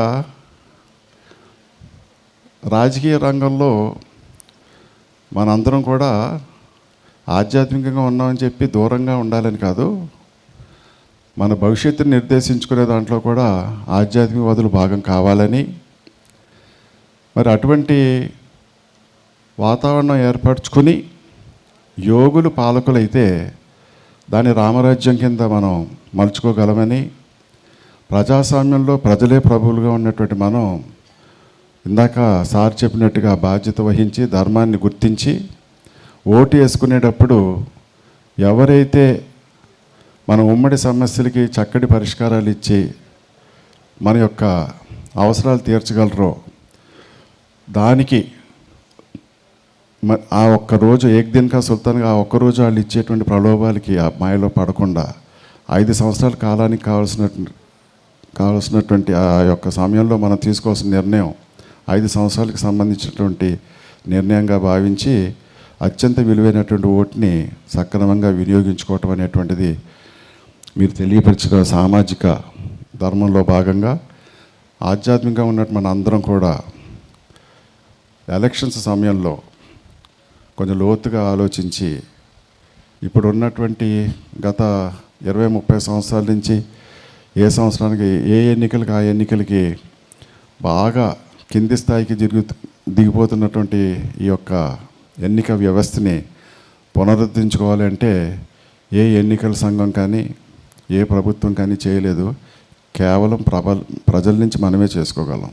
చాలా చాలా సామాజిక ధర్మాన్ని పాటించాల్సిన అవసరం ప్రజాస్వామ్యంలో మన మీద ఎంతైనా ఉంది. అది కూడా ఆధ్యాత్మికతలో భాగమే.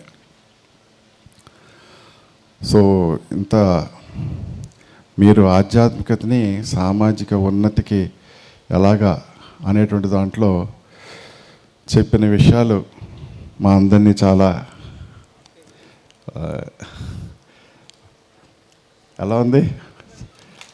యాక్చువల్గా నా ఎక్స్పెక్టేషన్ ఏదైతే మనసులో కోరుకున్నా నేనేమో ఊరికే జస్ట్ అనుకున్నాను, అది 100% నెరవేరింది. మనస్ఫూర్తిగా మీకు అభినందన తెలియజేసుకున్నా సార్, కృతజ్ఞత.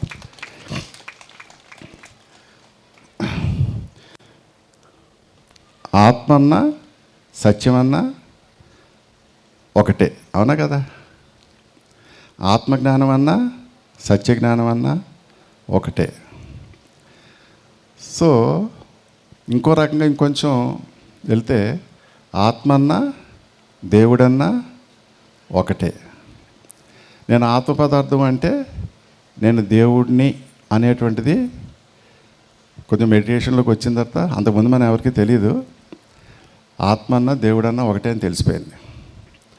సో సమాజంలో ఈ యొక్క ఆధ్యాత్మికం తీసుకెళ్ళినప్పుడు ఉన్నదంతా ఆత్మే అనేటువంటిది అక్కడ ఉన్నటువంటి పౌరుల్లో, ఓటర్స్లో అది బ్రెయిన్లో ఉన్నప్పుడు కరప్షన్కి పరిష్కారం అందులో ఉంటుందా ఉండదా? ఈ రోజుని ఎవడా లేకపోతే నాకెందుకులే అని చెప్పి ఈ అవినీతిమైనటువంటి ప్రజాస్వామ్యంలో అవినీతిని నిర్మూలించడానికి ఏ చట్టం ఏదో కొంతవరకు ఉన్న పరిస్థితుల్లో కొంతవరకు ఏదైనా జరుగుతుందేమో, కానీ న్యాయంగా పూర్తి స్థాయిలో ఎప్పుడు జరగదు అది. సో ఆ స్థాయికి కూడా సమాజం ఎదగాలి. ఎదిగే క్రమంలో కూడా ఆధ్యాత్మిక యొక్క పాత్ర ఎంతైనా ఉంటుంది.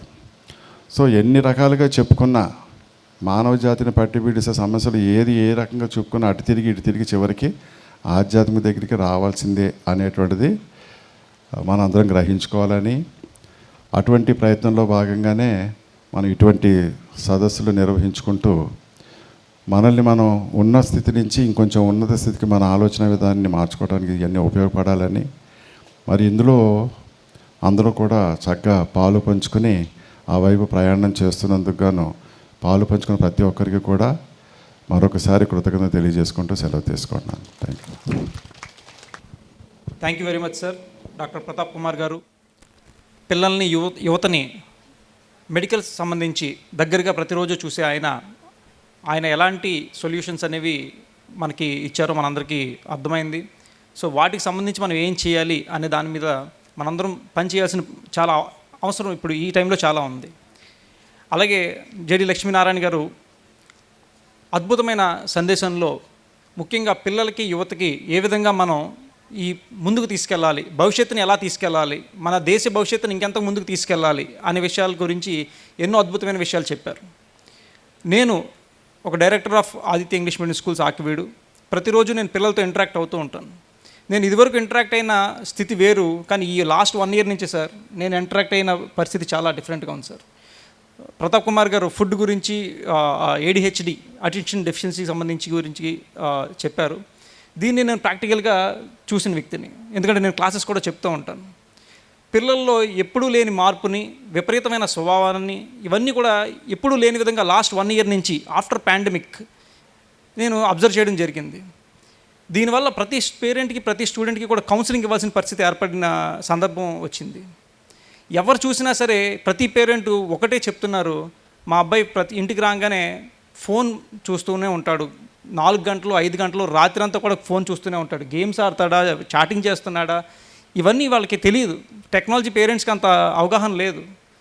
ఎంత విపరీతమైన పరిస్థితులు ఉన్నాయంటే సార్ చెప్పినట్టు ఫోన్ ఇవ్వకపోతే పేరెంట్స్ మీద తిరగబడే పరిస్థితి ఈరోజు పిల్లల్లో ఏర్పడింది. మరి ఎలాంటి భవిష్యత్తుని మనం ఎక్స్పెక్ట్ చేయొచ్చు ఇలాంటి యువత ద్వారా? ఎలాంటి ఫ్యూచర్ని మన ఇండియాని మనం ఇది చేసుకోవచ్చు, ఊహించుకోవచ్చు?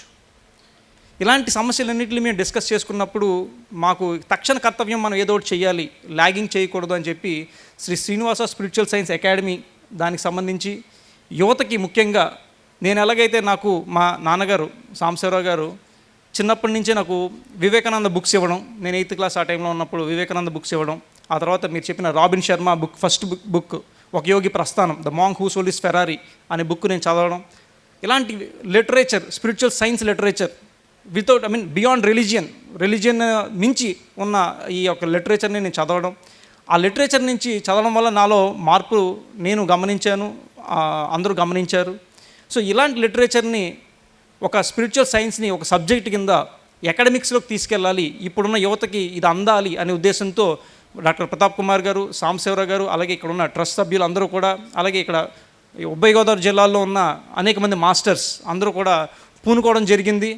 యువతకి ఈ సందేశాన్ని స్పిరిచువల్ సైన్స్ సంబంధించి ఒక పర్టికులర్ సబ్జెక్ట్ని ఇప్పుడున్న యువతకి అందించాలి అనే ఉద్దేశంతో Shri Srinivasa spiritual science academy ఇక్కడ నుంచి పనిచేయబోతుంది. దానికి సంబంధించి అనేక విషయాలు మీ అందరికీ ఇప్పటికే తెలుసు. అలాగే ఈ సందర్భంగా జేడి లక్ష్మీనారాయణ గారిని నేను ఒక కోరుకునేది ఏంటంటే, we want your guidance and mentorship sir. యువతకి ఈ యొక్క స్పిరిచువల్ సైన్స్ని వారిలోకి తీసుకెళ్ళాలి, అందరికీ రీచ్ అవ్వాలి అలాంగ్ విత్ దేర్ అకాడమిక్స్. దానికోసం మేము కృషి చేస్తున్నాం. మీ యొక్క గైడెన్స్తో దాన్ని మేము ఇంకా ముందుకు తీసుకెళ్ళాలనుకుంటున్నాం. దీన్ని దేశవ్యాప్తంగా తీసుకెళ్ళాలి, ప్రపంచవ్యాప్తంగా కూడా తీసుకెళ్ళాలి. దానికి బీజం ఎక్కడి నుంచే పడుతుంది. సో అందరూ ఒకసారి శ్రీ శ్రీనివాస స్పిరిచువల్ సైన్స్ అకాడమీకి, దాన్ని స్థాపించిన సభ్యులందరికీ, అలాగే బ్రహ్మర్షి పితామహ పత్రిజీ యొక్క దిశానిర్దేశానికి గట్టిగా కరతాళ ధ్వనులతో మీ యొక్క సంఘీభావం తెలియజేయాలని కోరుకుంటున్నాను. So thank you so much sir. ఈ యొక్క మా యొక్క ప్రయత్నానికి, చిరు ప్రయత్నానికి మీలాంటి వ్యక్తుల యొక్క సపోర్ట్ అనేది మాకు చాలా చాలా అవసరం. మీ యొక్క సపోర్ట్తో మేము ఇంకా ముందుకి తీసుకెళ్తాం. స్పిరిచువల్ సైన్స్ని బియాండ్ రిలీజియన్ ఒక సబ్జెక్ట్గా అందరికీ తీసుకెళ్ళి యువతలో ఒక అద్భుతమైన మార్పు, ప్రతి యువకుడిని కూడా ఒక వివేకానందుడిలాగా తయారు చేయగలిగితే ఖచ్చితంగా మన భారతదేశం 2040 కల్లా ఒక సూపర్ పవర్గా ఎదిగి తీరుతుంది అని చెప్పేసి ఈ సందర్భంగా నేను తెలియజేస్తున్నాను. సో మాకింత మంచి నాలెడ్జ్ని, మాకింత సందేశాన్ని ఇచ్చిన శ్రీ జేడి లక్ష్మీనారాయణ గారికి మా spiritual science Shri Srinivasa spiritual science academy తరపున ఒక చిరు సత్కారం చేయవలసిందిగా డాక్టర్ గారిని, సాంబశివరావు గారిని, అలాగే కృష్ణ ప్రదీప్ గారిని స్టేజ్ మీదకి రావాల్సిందిగా కోరుతున్నాం. అలాగే లక్ష్మీ రమణ గారిని కూడా స్టేజ్ మీదకి రావాల్సిందిగా కోరుతున్నాం. లక్ష్మణ్ రావు గారిని కూడా స్టేజ్ మీదకి రావాల్సిందిగా కోరుతున్నాం. అనీష్ గారు ఇప్పుడు ఒక విషయం చెప్పారు, పిల్లలకి మార్గదర్శనము తర్వాత ఇదని.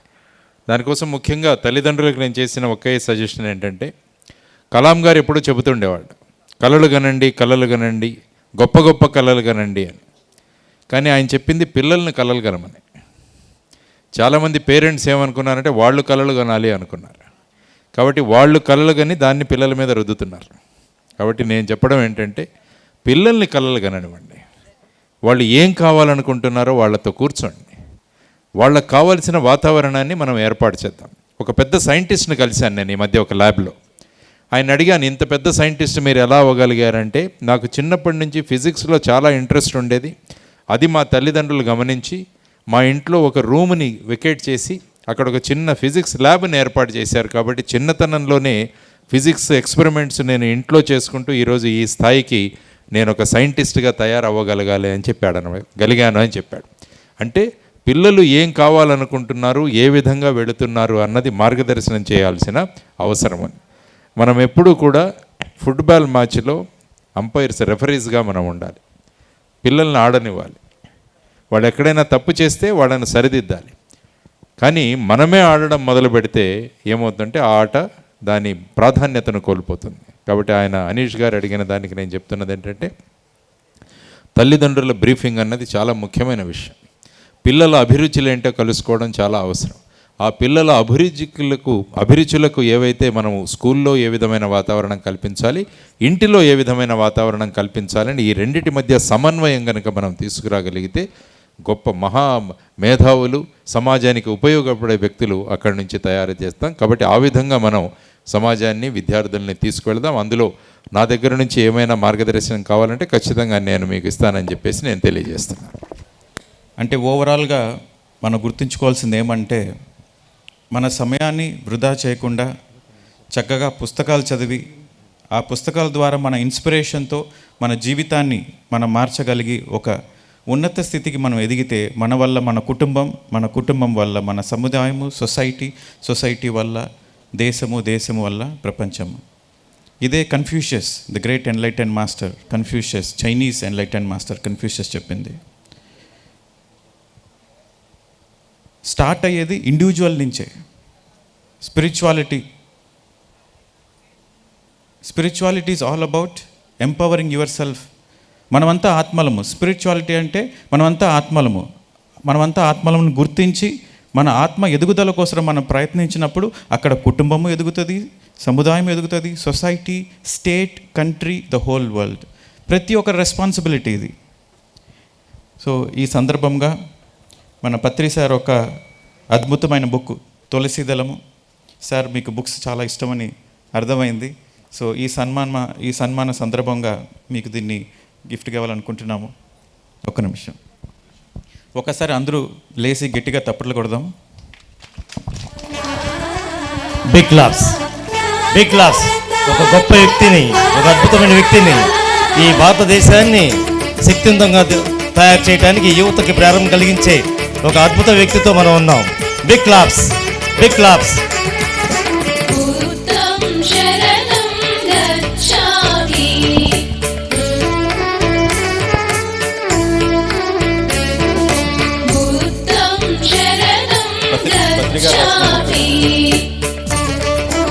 Very inspiration.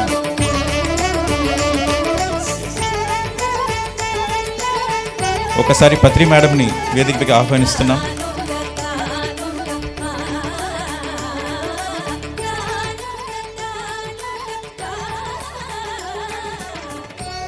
రాగలరు.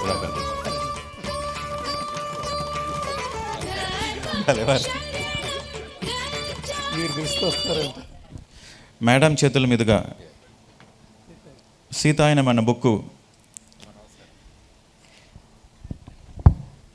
ఈ సన్మానం సందర్భంగా సీతాయనం అన్న బుక్ మేడంని ప్రజెంట్ చేయాలని కోరుతున్నాం.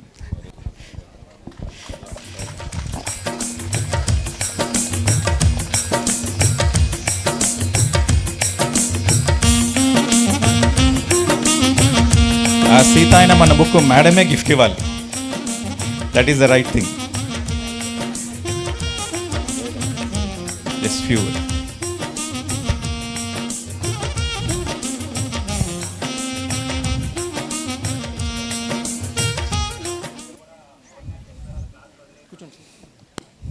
చాలా బాగా చెప్పారు. పిల్లల్ని ఎలా పెంచాలి, తల్లిదండ్రులు ఎలా పెంచాలి అనేది చాలా చాలా అద్భుతంగా ఉంది. కరెక్టే, పిల్లలు పాడైపోతున్నారు అనడానికి కారణం తల్లిదండ్రులే. ఆ తల్లిదండ్రుల క్రమశిక్షణ అంటే రూల్స్ రెగ్యులేషన్స్ కాదు, డిసిప్లిన్ కాదు, ఒక సంస్కారాలు ఇవ్వాలి వాళ్ళకి. అవి ఇంట్లో మనం చేస్తుంటే, తల్లిదండ్రులు చేస్తుంటే పిల్లలకు వస్తాయి. మనం టీవీలు చూస్తుంటే పిల్లలకి టీవీలే చూస్తారు. మనం పొద్దుగూకుల ఫోన్లలో ఉంటే పిల్లలు ఫోన్లలో ఉంటారు. మన సినిమాలు చూస్తుంటే వాళ్ళు పుష్పాను, RRR అవే చూస్తుంటారు. కనుక తల్లిదండ్రులు ఫస్ట్ చాలా జాగ్రత్తగా పెంచాలి. పిల్లలు కనంగానే ఆ డ్యూటీ అయిపోదు, అప్పుడు స్టార్ట్ అవుతుంది మన డ్యూటీ తల్లిదండ్రులది. కనుక ప్రతి ఒక్కరూ ఇది గమనించి, ఆయన చెప్పింది నిజంగా ఆణిముత్య అలాంటి మాటలు అది పాటించాలి. ఇక్కడ బాగుందని చప్పట్లు కొట్టేసి ఇంటికి వెళ్ళి మర్చిపోవడం కాదు, అది పాటించాలి. ఇవాల్టి నుంచే, ఈ క్షణం నుంచే మనం ఏదైనా సరే నేర్చుకున్నప్పుడు ఈ క్షణం నుంచే పాటిస్తే అదే గొప్పతనం, అదే కరెక్ట్ అయిన లెర్నింగ్. లేకపోతే మీరు ఏం నేర్చుకున్నట్టు కాదు, ఇక్కడ నుంచి ఏమి తీసుకెళ్ళలే. మనం ఇక్కడ 3 రోజులు చాలా అద్భుతాలు విన్నాం, కానీ అది ఇంటికి తీసుకెళ్ళాలి, తీసుకెళ్ళి మన జీవితాల్లో పెట్టాలి, పాటించాలి. అప్పుడే దీనికి, ఈ యొక్క సభకి కరెక్ట్ జస్టిస్ చేసినట్టు, లేకపోతే లేదు. కనుక చేస్తారా అనుకుంటాను. Very good. నెక్స్ట్ ఇయర్ వచ్చినప్పటికి చూస్తాను నేను ఎలా ఉంటారో మీరు. Thank you.